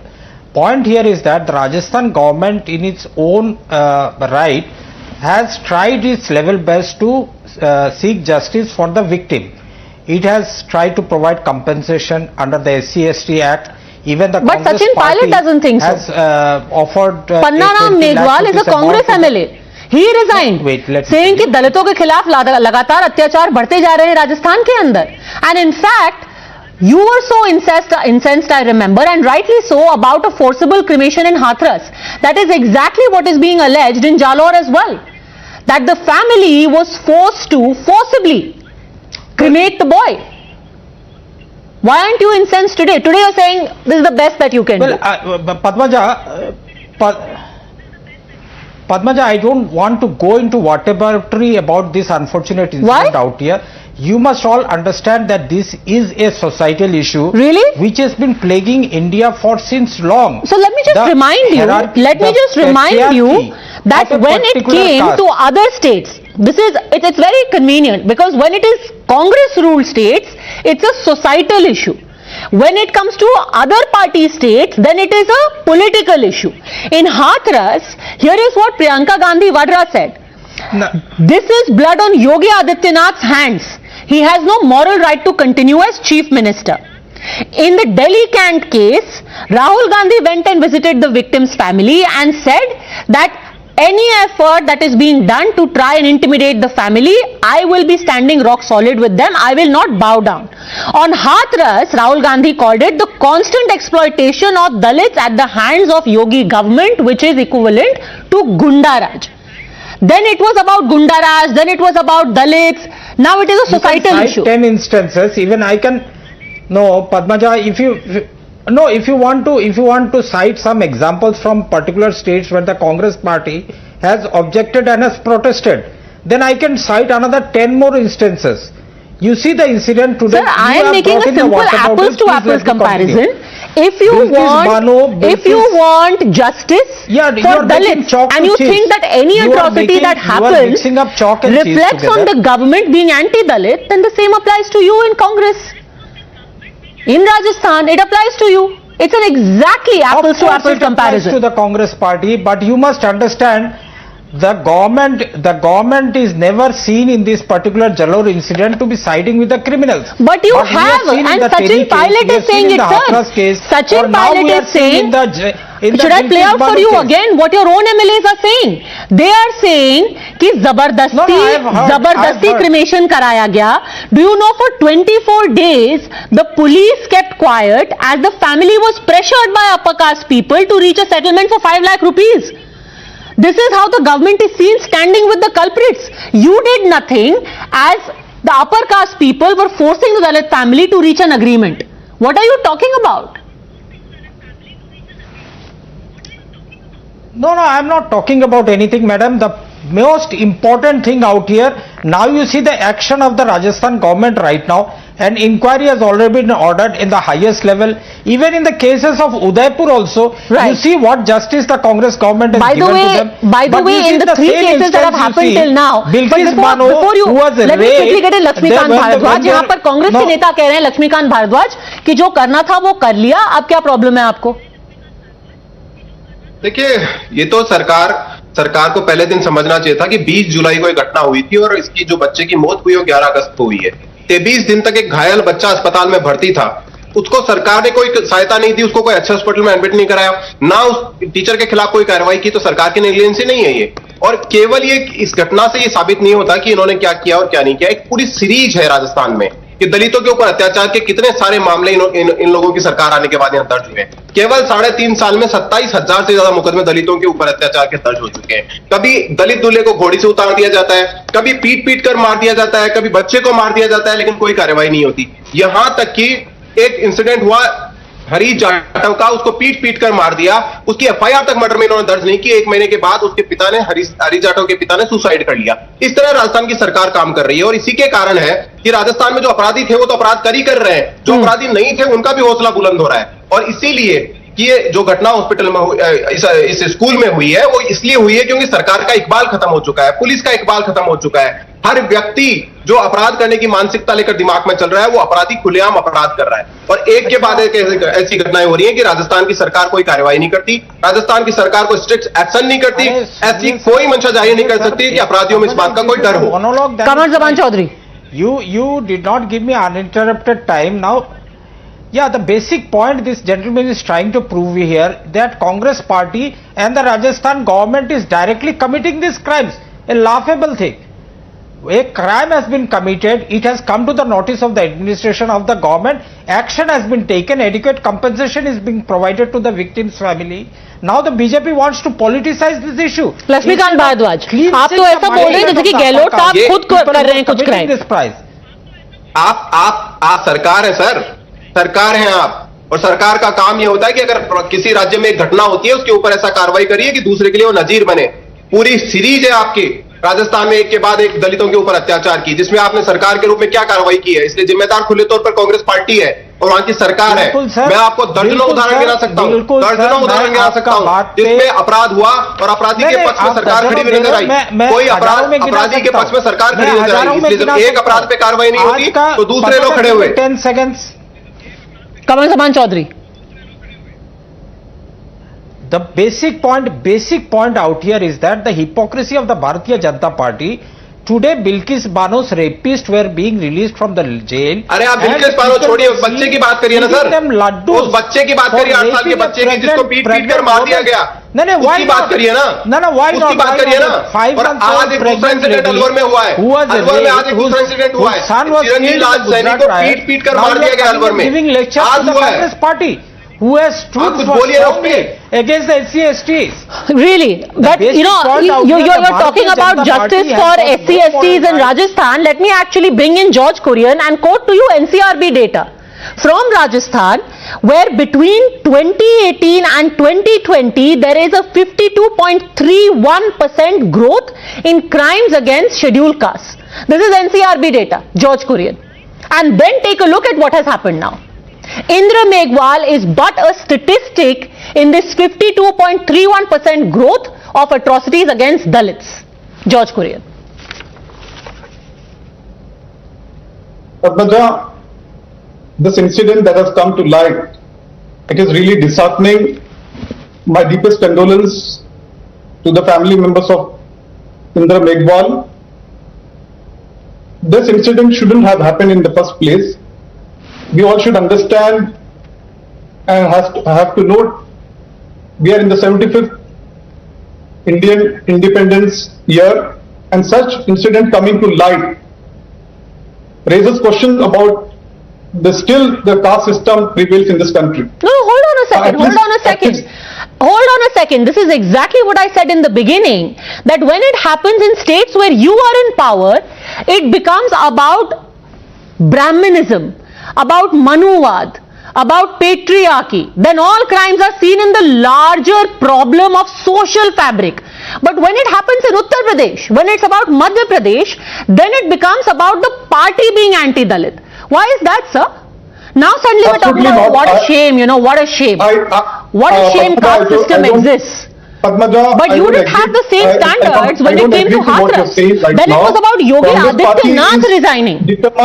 Congress party is determined. Even the Chief Minister Ashok Gehlot has taken cognizance of this case.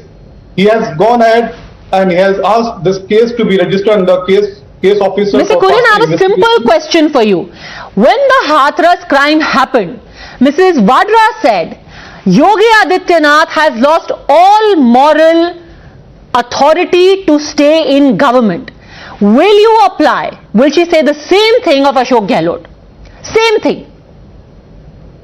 FIR registered late, forcible cremation, lathi charge on family, same challenges, same charges, growing rate of crimes against scheduled caste, scheduled tribes. Will she ask Ashok Gehlot to step down because he's lost moral authority, according to her own standards? Well, you're taking it in a different light. Ashok Gehlot, Chief Minister of Rajasthan, has taken the cognizance of this case. He has gone ahead and asked this case to be registered under case officer for faster investigation. Sir, I literally just counted out for you lapses in investigation which your Congress MLAs are giving. Not even the BJP. The Congress has been more vocal this time in saying that Mr. Gehlot has failed. Sachin Pilot, who was your deputy CM, today saying कि ये कहना काफी नहीं है कि हमने जो करना था वो कर लिया.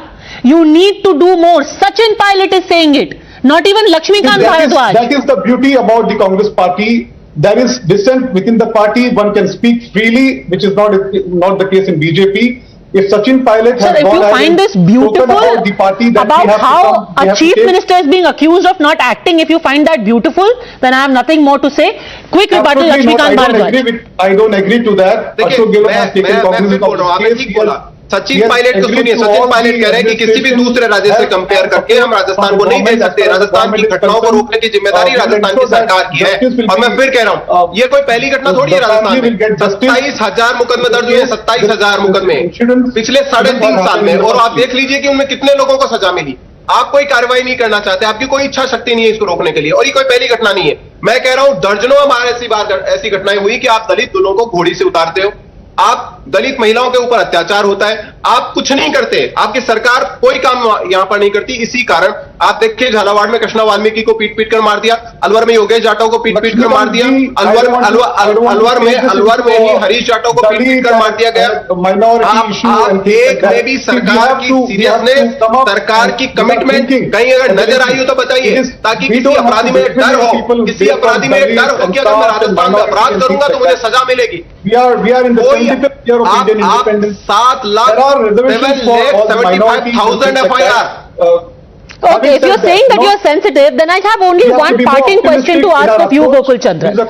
Sensitive, definitely. Pro-Dalit, definitely.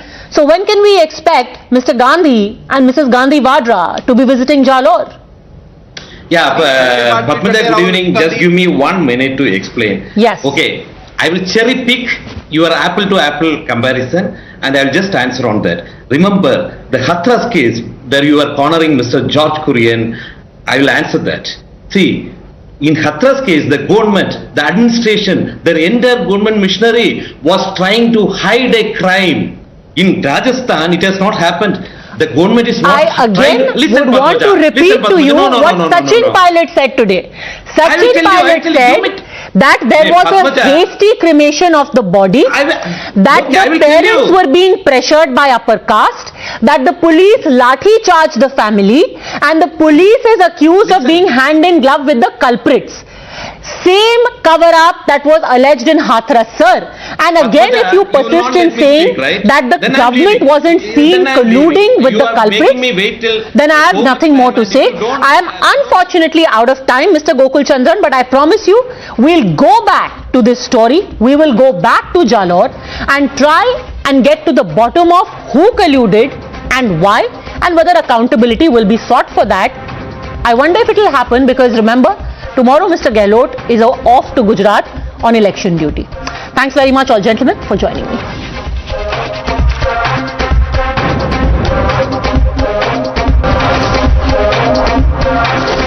The News Hour at 10 will be right back after the break.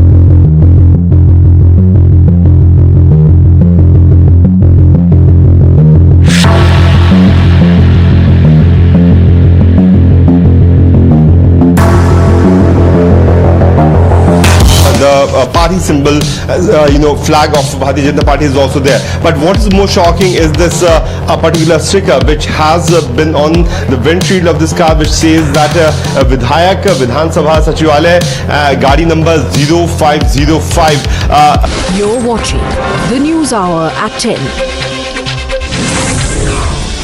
JP Nadda held a key BJP meeting to deliberate upon the BJP's future course of action and the strategy for the 2024 Lok Sabha polls with the party's Bihar Core Committee in Delhi. Delhi High Court has issued notice to Enforcement Directorate and CBI in connection with the NSE phone tapping case. This after hearing bail plea of former Mumbai Commissioner Sanjay Pandey. Major setback for self-proclaimed BJP worker Shrikant Tyagi as a lower court rejected his bail application. Next date of hearing in the molestation FIR is yet to be announced. A day after businessman Mukesh Ambani received multiple threat calls, the accused was detained and sent to the custody of Mumbai police till August 20th.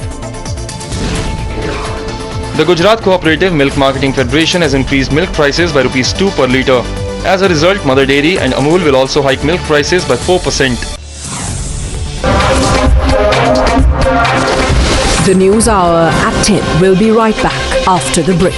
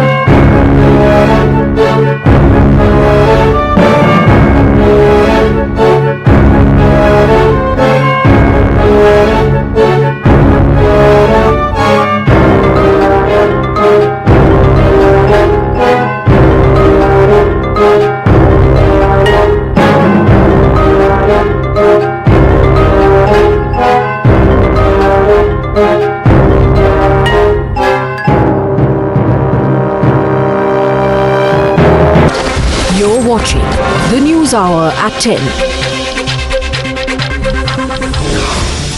Fishermen community comprising nearly 500 families are protesting against the Adani Vizinjam seaport project in Kerala. Fishermen claim that the port construction has led to coastal erosion and it is affecting their lives. Delhi police registered an FIR against bodybuilder Bobby Kataria for recording a video in which he is seen lighting a cigarette inside a SpiceJet aircraft. FIFA has suspended India for undue influence from third parties and stripped the country of the right to host the Under-17 Women's World Cup. The centre sought urgent hearing in the Supreme Court on the matter and it will likely commence hearing tomorrow. China announced sanctions on 7 pro-independence Taiwanese politicians and officials, including Taipei's representatives to Washington, amid concerns over the increasing visits by foreign dignitaries to the self-ruled island claimed by Beijing. Ukrainian President Volodymyr Zelensky released a video accusing Russia of nuclear blackmail and calling for new sanctions to be imposed in response to it.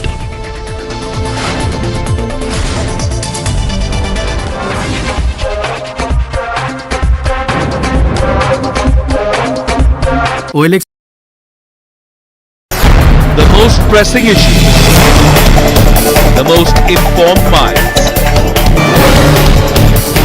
free and fair exchange. Converse India with Rahul Shivshankar. There will have to be bilateral agreement with whoever we want. There's too much of politics involved for there to be a regional trade agreement in South Asia.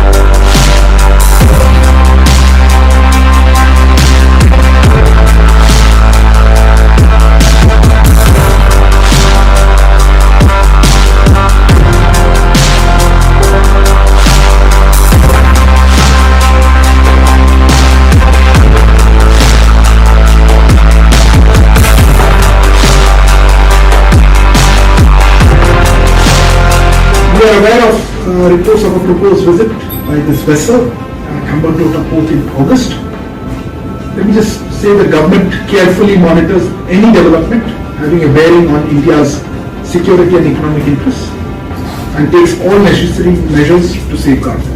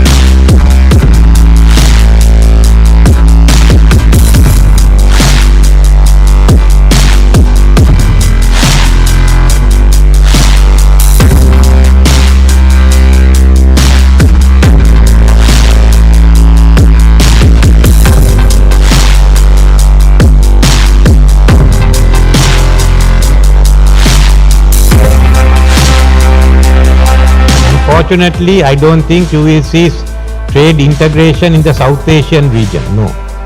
There will have to be bilateral agreement with whoever we want. There's too much of politics involved for there to be a regional trade agreement in South Asia. So we can keep that aside. We can have integration in dancing, we can have integration in cooking, but certainly we are not going to have integration as far as the economy is concerned.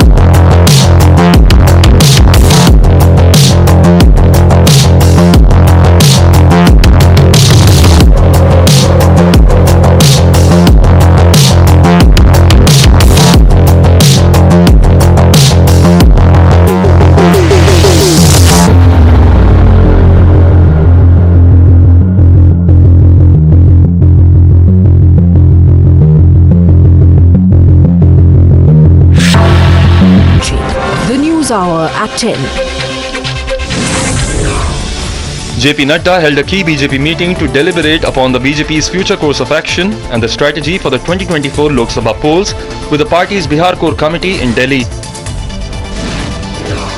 Delhi High Court has issued notice to Enforcement Directorate and CBI in connection with the NSE phone tapping case. This after hearing bail plea of former Mumbai Commissioner Sanjay Pandey. Major setback for self-proclaimed BJP worker Shrikant Tyagi as the lower court rejected his bail application. Next date of hearing in the molestation FIR is yet to be announced. A day after businessman Mukesh Ambani received multiple threat calls, the accused was detained and sent to the custody of Mumbai police till August 20th. The Gujarat Cooperative Milk Marketing Federation has increased milk prices by Rs 2 per litre. As a result, Mother Dairy and Amul will also hike milk prices by 4%. For decision makers, for the opinionated, for the unsure, for dinner time debaters, from metro stations to living rooms. We present the facts and help India make a judgment. From stories that shake the nation to opinions that shape them. I delve deep into the biggest news of the day and uncover every fact, every source and every statement through debate and discussion. Get a 360-degree perspective on every story and get a conclusive closure. Join me, Navika Kumar, on the Newshour at 9, only on Times Now. To commemorate 75 years of Indian independence, PM Modi launched Har Ghar Tiranga campaign. And yes, the campaign is exactly what it sounds like. Under this, the centre aims to see the tricolor hoisted atop more than 20 crore houses across the country. The aim of the campaign is to motivate each and every citizen of the country to bring the Tiranga home and to hoist it to mark Azadi Ka Amrit Mahotsav. Now, in order to make sure that Tiranga is within the reach of each and every citizen of this country, the centre had to make some amendments in the Flag Code 2002. Questioning the amendments, the Congress